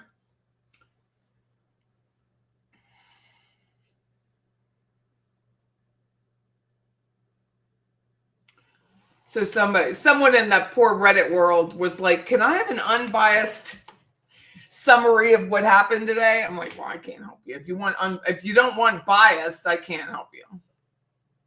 Sorry. You have to get it from somewhere else. Switch to Calm. Her name's Calm. Could someone provide me an unbiased summary of WTF any of this is about? I can't help you with that. Because I'm extremely biased, as anyone would be if it was about them.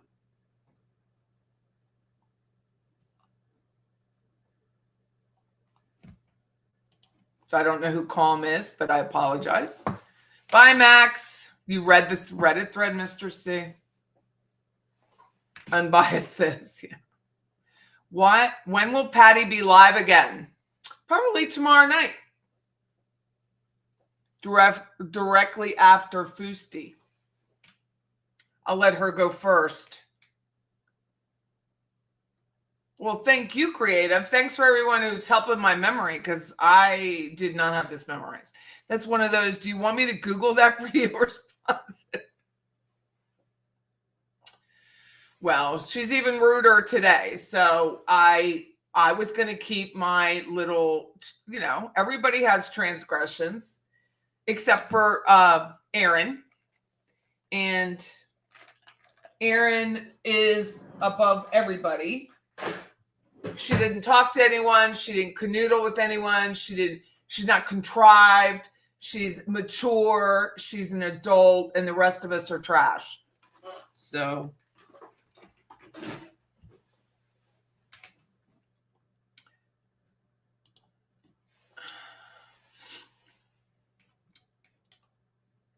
Bye, Jebby, if you're leaving. Thank you, mods. That's very nice.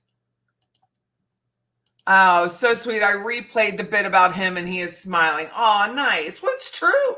It is true. I don't want an unbiased accounting. I want my accounting. I just think when someone all of a sudden comes out, it's just odd to me. Like no one's really heard from you in months. It was a good time, by the way. And then all of a sudden you come in someone else's Reddit when you're actually banning people in yours who post something first. So you ban them so that you can repost, which is childish for a 45-year-old. Oh, she'll be 40. See, and then the implication that I don't know when your birthday is. I do know when your birthday is. So you're 44, you'll be 45. And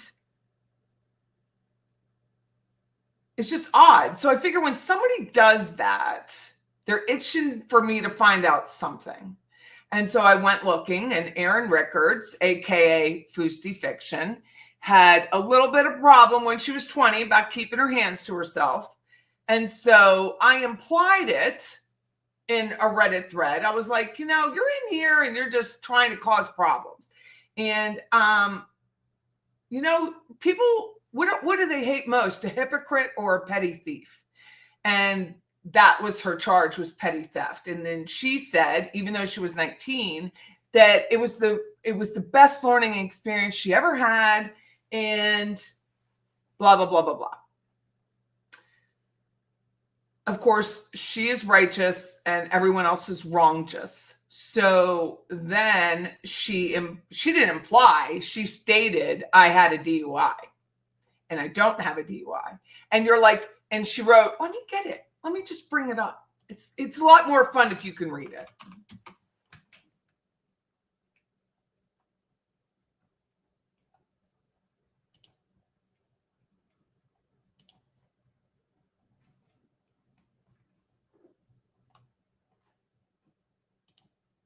I mean, it's not my opinion. We'll just let you read it. So I learned a lot today. I did not know when you block someone, their comments are often hidden, but they are. So she's like up here, like whatevering me. I don't really care. It's a false narrative. She did everything right. We all do everything wrong. Blah, blah, blah, blah, blah, blah, blah. Where did I come in?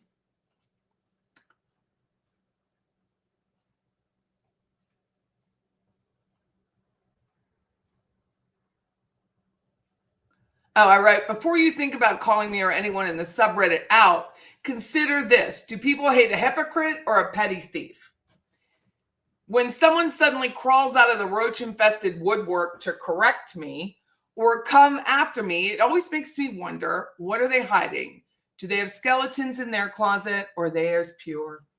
Then she responds, you're a distraught person. I feel bad for you. You'd think that you were a pillar of the Tallahassee community, a churchgoer. See, everything has an insult behind it with this twant. A grandmother and a widely successful professional and local radio host. I have a lot more followers than you, dear. You'd be too busy running a petty hate and bullying subreddit. She's talking about the detention center. I shoplifted when I was 19. It was the best lesson. I was bored and a teenager when it occurred, so boredom is okay. I never did it again, that you got caught. I take stock in the lesson it taught me, and I'm happy to speak about it publicly, about it as a learning lesson it was. It taught me a lot. I was never handcuffed, strip searched, neither was I, or taken to jail as a grown woman for cyberstalking my ex-husband and father of my children. Nothing that serious, nor did I ever put other people, this is where she goes, other people's lives in danger for drunk driving, like maybe your other charge as a grown woman. Need to refresh on that. When I became an adult, I behaved like one. She's acting like she's the Bible. I wish you peace. I hope you can move on. Could have sworn Patty said she contacted Tim Jansen to rep her for driving under the influence. That may be a misstatement, and I sincerely apologize. Maybe I'll ask Tim to look it up. Sorry, Patty. Maybe it was the only one arrested as a grown woman. Well, you were 19, you were grown. You throwing temper tantrums and threatening to lives for this, she goes on. And then I wrote, didn't you say Tim Jansen repped you for that? If not, I apologize. People make mistakes.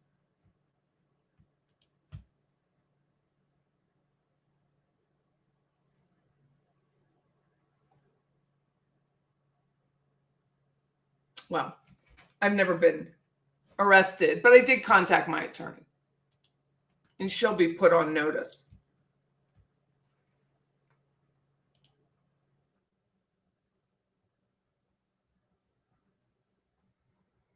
No, she was 44. She just paid for that in 17. This is the case number. It's 2000. No, and what she kept saying, take care. Like, what are you going to do to me, dear? But anyway, her case number is 2000. So she did it in 2000.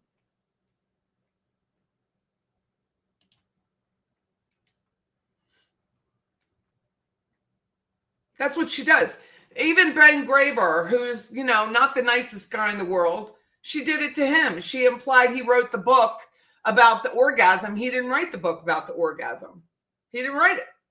She said he did.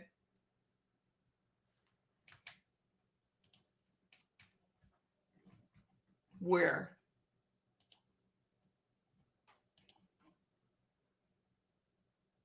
Notice the word edited next to fancy fiction every comment. I don't know what that means.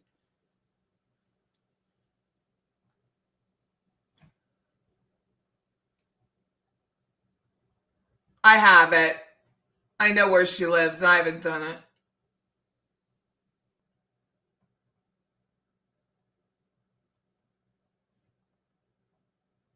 Notice the word edited next to FF every comment. Oh, that she goes, oh, I see. The word edited right here. Yeah, she goes back and switches it. She did it here too. This is what she wrote. And then she came back and did this.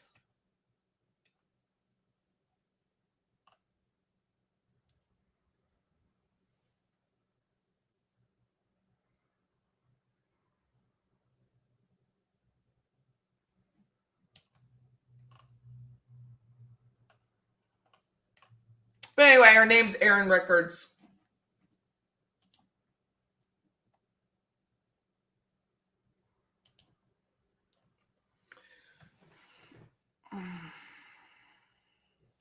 Yeah, she does. Well, that's because people gave her one.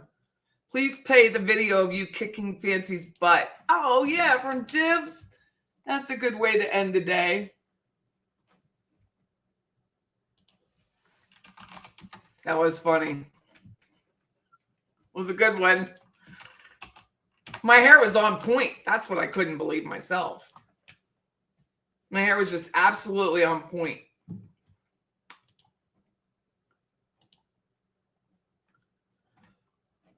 That was the first one. That was the YouTuber. Tell us a little. So funny.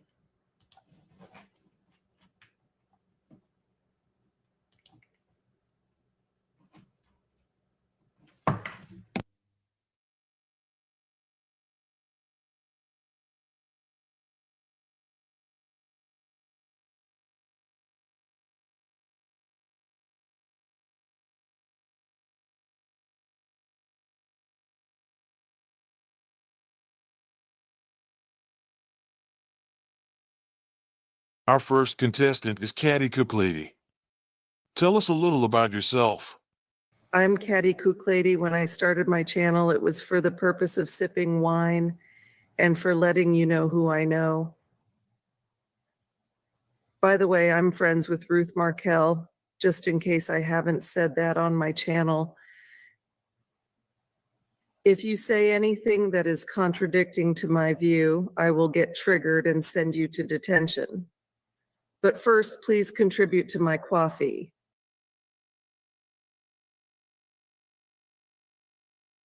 Okay. Thank you, Caddy. Our second contestant is Patty Snitches. Tell us a little about yourself.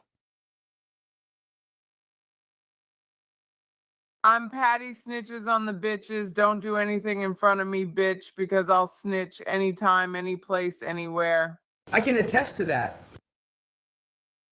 Okay. That's great, Patty. Thank you. Our third contestant behind the screen is Beachy Fiction. Can you tell us a little about yourself? I'm Beachy Fiction. I was the first to report on the Markel case, and I have a lot of haters.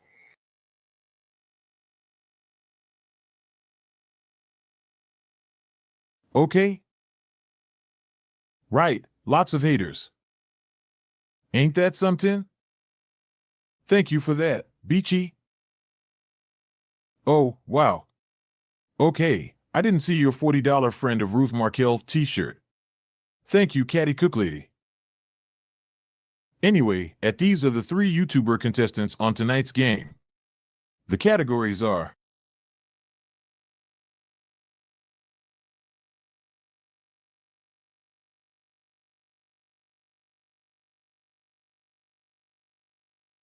alcoholic drinks, circle of trust, crime, Dan Markel murder, hurricane,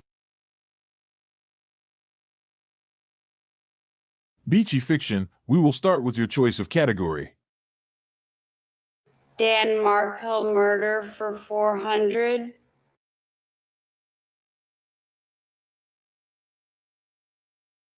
Name the investigator who interviewed Dan Markel's ex-wife.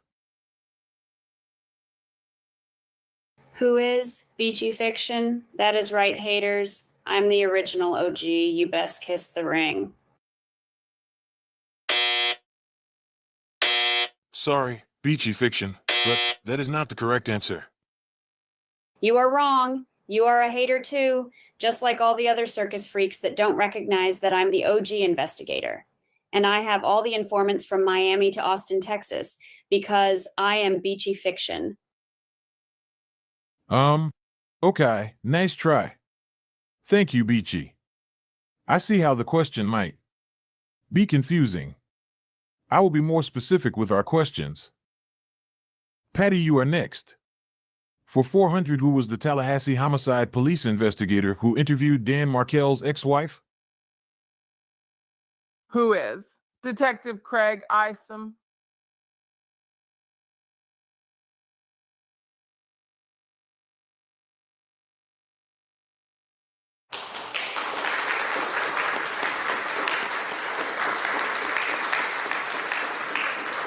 Brown noser. Beachy is my friend and she is always right. Why don't you kiss my ass? I didn't do anything. I'm the victim. I don't know why you are attacking me. The OG investigator of the Dan Markel case. Bitch, are you crazy? Ladies! Patty, stop!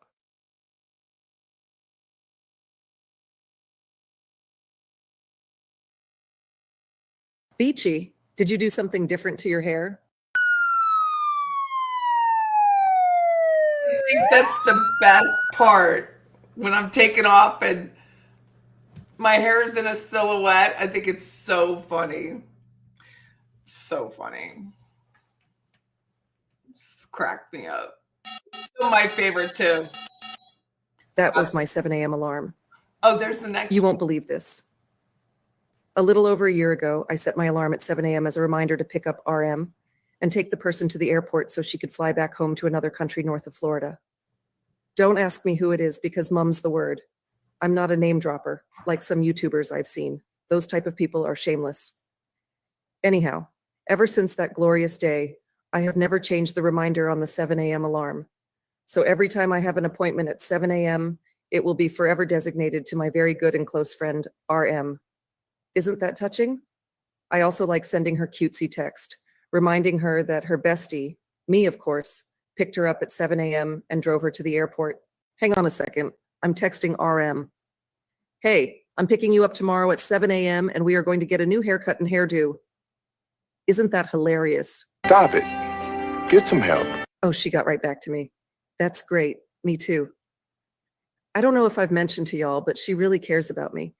And she is helping me publish the book I've been writing for the past 30 years. Speaking about the book, be ready for Santa Claus to bring you a gift for 2025. But for now, I'm giving y'all a little peek where the magic happens and sharing one page of my upcoming and soon-to-be best-selling crime and makeup book. Tomorrow, I want you to come along on a ride with me and Mr. Beasley for my hair appointment.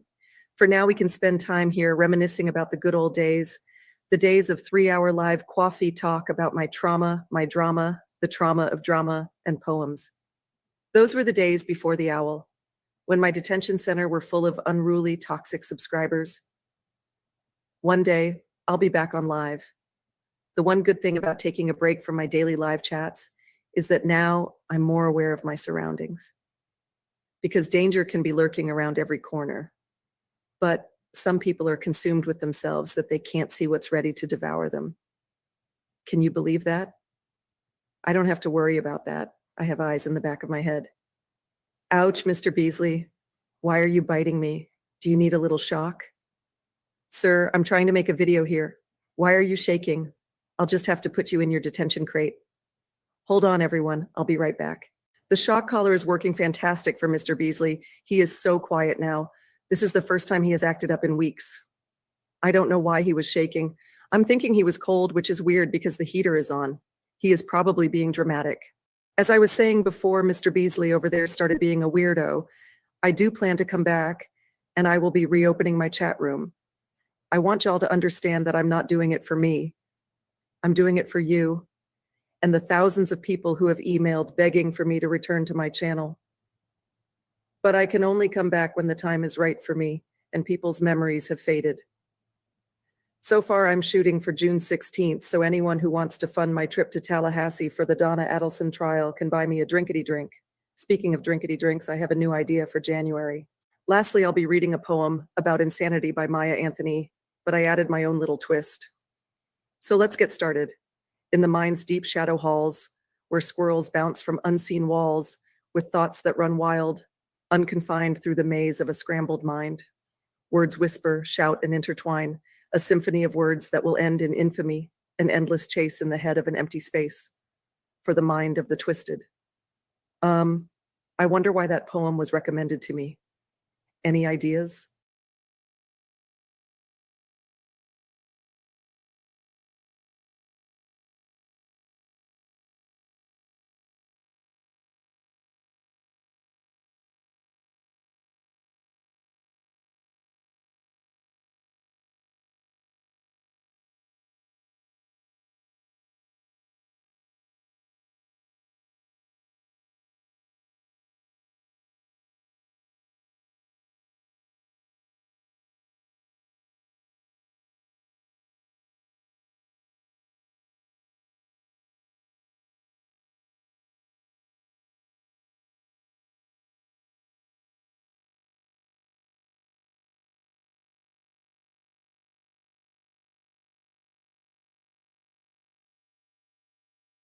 I learned something new today, but it might be a secret, but I'll tell you anyway. Jail sucks and it's filled with criminals.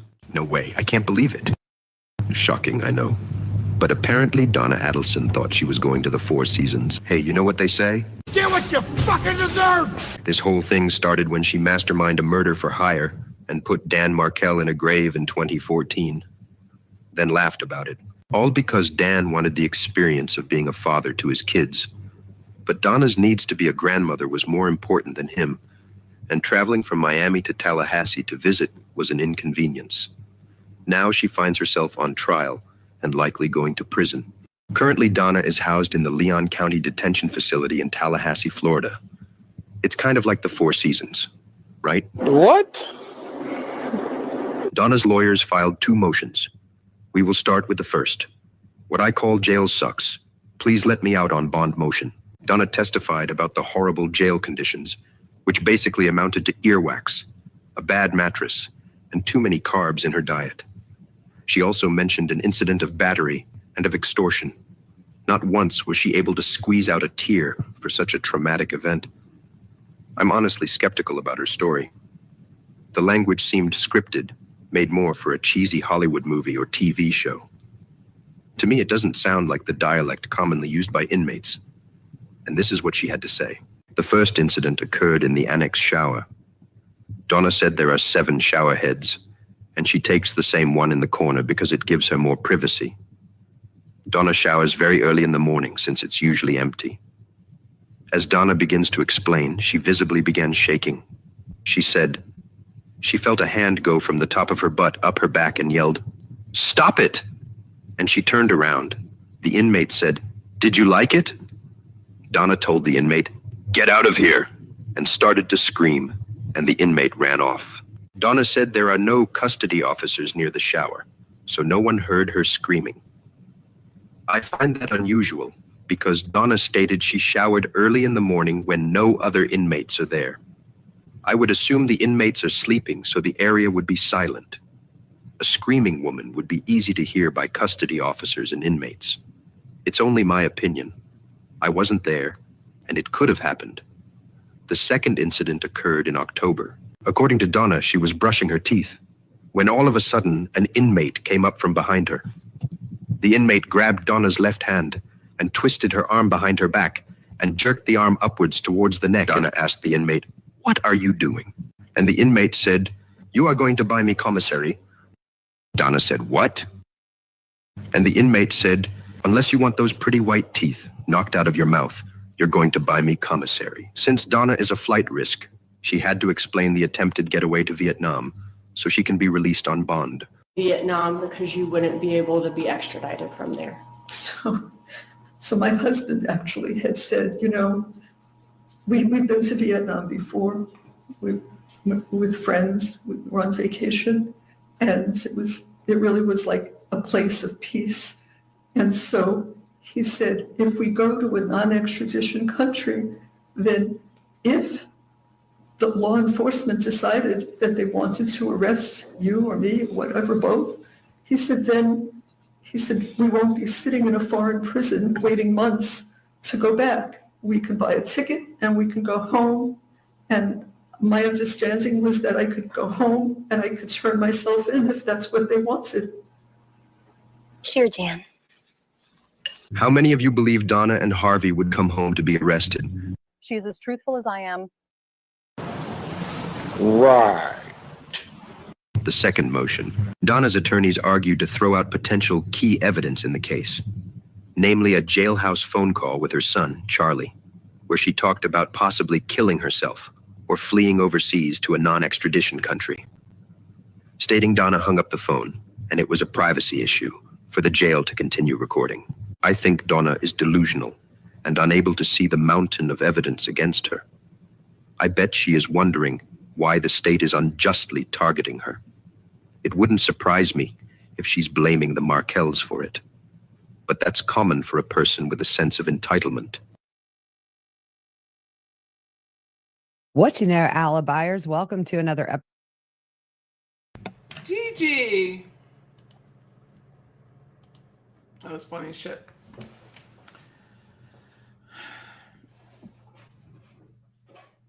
Well, it's not like they can bring Harvey up on the stand and say, hey, did you say that to your wife either? But the good news is everything that Donna says in that hearing could be used later. So there is that.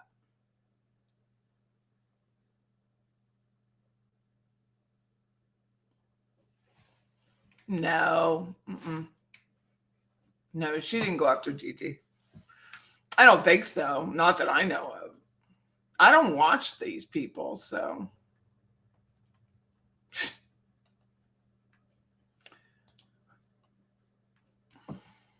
I know. I'm sorry, Allison. So weird. It's just such a weird maneuver. Like if she's such a, I don't know. It's just weird to do to me. Why would you go in there and because of the Greg Isom thing, that's what set you off? But you did say it. I don't know how many times you said it, but you said it. So it doesn't make any sense. Like that is what busts your move. You're like, I'm coming back to YouTube and justice. I mean, that was said. Everything is intentional, so it is what it is. She is there's a reason why she's been single all these years. There's definitely a reason. I mean, she has...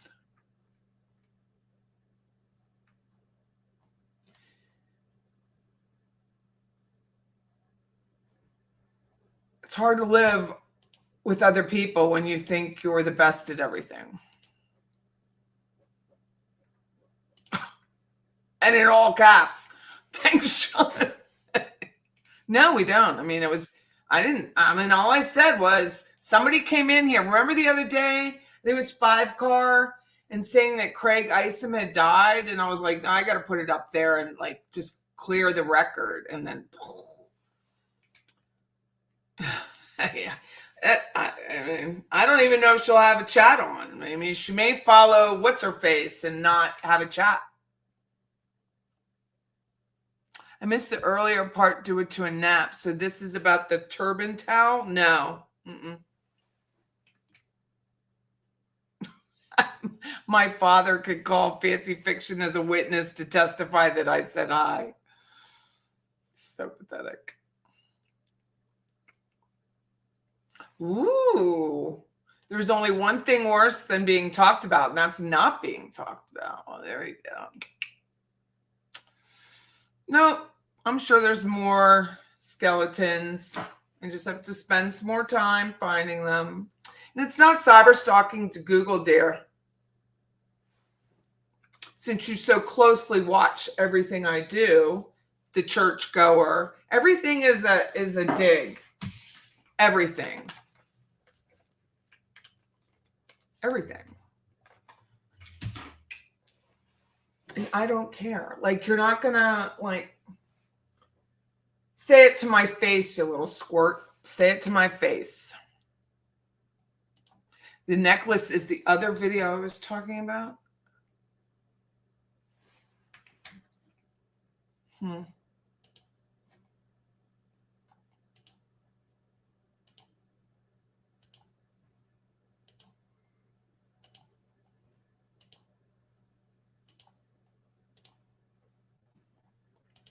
You see.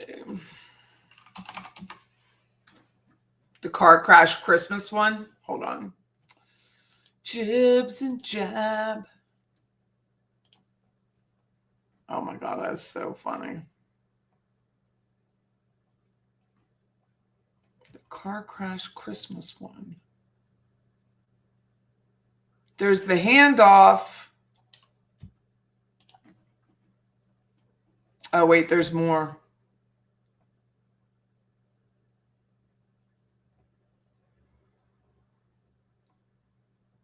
Donna's mother-in-law, money laundering. When you think a crime scene looks like a fallen Christmas tree.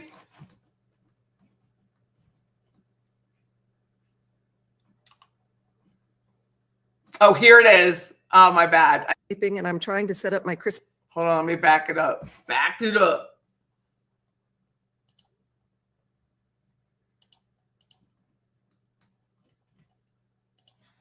Turban time.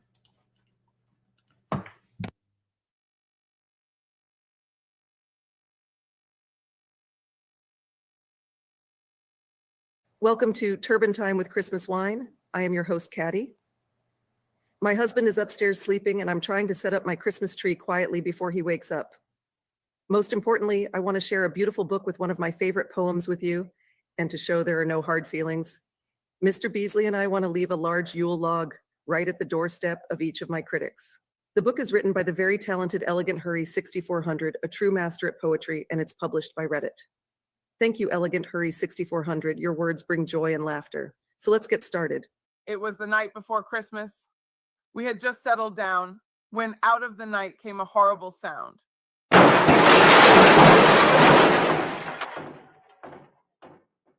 I ran to the door, and there on the lawn was a car with wipers and headlights still on. I opened the door and said, "Lady, are you hurt?" She was covered with candy, flowers, and dirt. She said, No, I'm fine. Just a bit of bad luck. Would you be so kind and call a tow truck? When she got out of the car, I couldn't believe what I saw. She was wearing a turban, bathrobe, and shawl. I took her inside to warm up while we waited. I have good insurance and I'm rich. She stated. She stumbled and mumbled and then started dancing and said, I should be in Florida having Christmas with Jensen. She sat down again and then became chatty, then mumbled. Arlene, then Debbie, then Patty. She said, We did nothing wrong. Not us three, not SP, not Fancy, not me. Suddenly she turned and said with a scowl, I'd be in Florida right now if not for that owl. The truck hooked up her car as it was snowing, came to the door and said, Lady, we've got to get going. As she stumbled to the truck, she said not a word. She turned back to me and shot me the bird. The moral of the story is perfectly clear. As we celebrate Christmas together this year, if you're going to drive, please don't be reckless. And whatever you do, don't throw away that necklace. I need to listen to Gettin' so I can listen to the tow truck driver. Welcome to Turban Time with Christmas Wine. I am your host, Caddy. My husband is upstairs sleeping, and I'm trying to set up my Christmas tree quietly before he wakes up. Most importantly, I want to share a beautiful book with one of my favorite poems with you, and to show there are no hard feelings. Mr. Beasley and I want to leave a large Yule log right at the doorstep of each of my critics. The book is written by the very talented Elegant Hurry 6400, a true master at poetry, and it's published by Reddit. Thank you, Elegant Hurry 6400. Your words bring joy and laughter. So let's get started. It was the night before Christmas. We had just settled down when out of the night came a horrible sound. I ran to the door, and there on the lawn was a car with wipers and headlights still on. I opened the door and said, "Lady, are you hurt?" She was covered with candy, flowers, and dirt. She said, No, I'm fine. Just a bit of bad luck. Would you be so kind and call a tow truck? When she got out of the car, I couldn't believe what I saw. She was wearing a turban, bathrobe, and shawl. I took her inside to warm up while we waited. I have good insurance and I'm rich. She stated.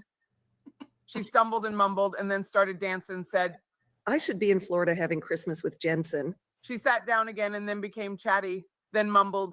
Arlene, then Debbie, then Patty. She said, We did nothing wrong. Not us three, not SP, not Fancy, not me. Suddenly she turned and said with a scowl, I'd be in Florida right now if not for that owl. The truck hooked up her car as it was snowing, came to the door and said, Lady, we've got to get going. As she stumbled to the truck, she said not a word. She turned back to me and shot me the bird. The moral of the story is perfectly clear. As we celebrate Christmas together this year, if you're going to drive, please don't be reckless. And whatever you do, don't throw away that necklace. That is badass. I didn't know that was Lewis. I didn't know that. Dang, girl. I don't know who this is, but they're smart.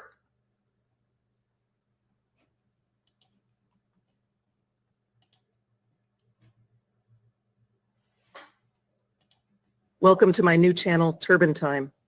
I am your host, Caddy, where we can dedicate our time to solve crime through bottles of wine. As you know, I am a murder survivor.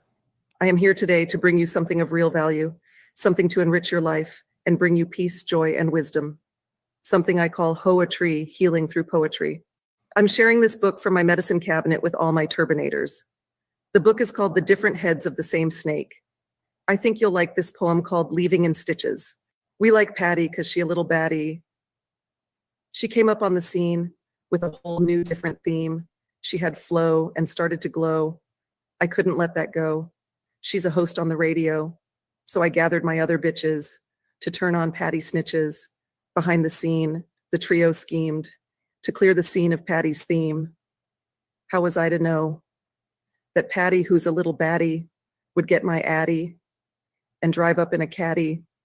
How was I to know my bitches would scatty? Then I heard her say, y'all started this, bitches. Now y'all leaving in stitches. I hope y'all enjoyed the poem and thank you for your time. Don't forget to like and subscribe. All comments are welcomed. And please donate a small tip to my Drinkity Drink account and show your support. Is that the first time we heard Drinkity Drink?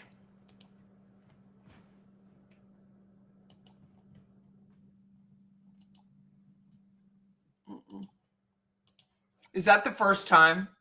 I think it is. Broken Bed Katie. Right? God. Some people didn't get picked when they were in high school. That's what I think it is. Some people weren't picked. Some people were like, remember Red Rover, I want Aaron Rickards to come over. And then Aaron's really not selected. It really was a joke. It wasn't her. You like the picture on the book? Hi, my dog named Bo. Not much. We've just been talking for 2.5 hours. Drinkity Drink was the bear video too. It was the first time I ever heard it. I was like, my bitches would scatty. The cool cat scattered after being yelled at for days. She said drinkity drink in the Jeopardy video. It was It's the best line. That and the silhouette of my hair going at Fancy Fiction. I love it.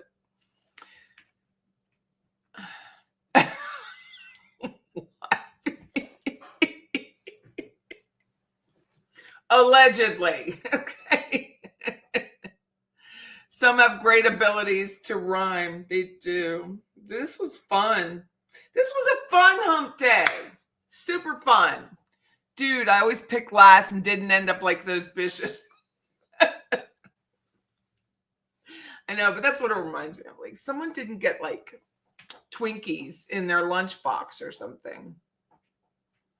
You know what I mean? Like, you were just left out of everything. So you just have to TSP on the merry-go-round.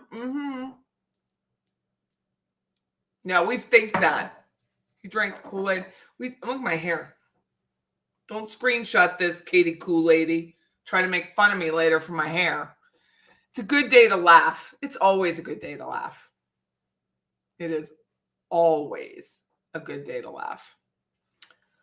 Oh, yeah, apparently. I'm going to come on afterwards.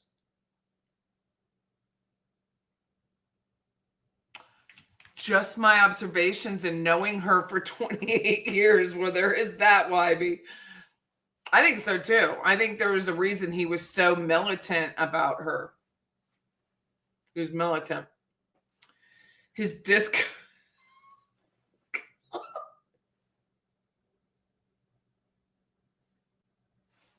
His disco stick.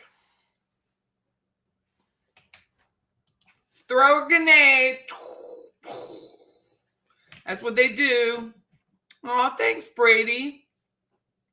Thank you again, True Crime Wifey, for your contribution. It's always appreciated. I'm going to go because if I don't eat soon, I'll either cry or just laugh like continuously for no reason. And then it looks weird. But yeah, I have Wendy's house in Austin. I just haven't done it yet. I was waiting. I was trying to keep it's fine. It's a pretty house. And then you see the back of it and it's just flat. I don't like that. I need like a porch or something in the back. They're renting. It's not like he bought it. He could buy it. He's got money. He just hasn't bought one. Nothing's permanent. Nothing's permanent, Wendy. Bye-bye, everyone. Thank you so much. Nighty-night, Frau Patty. I love seeing that. Thank you all so much. It was so much fun. Thanks for getting me through a Wednesday. Bye-bye.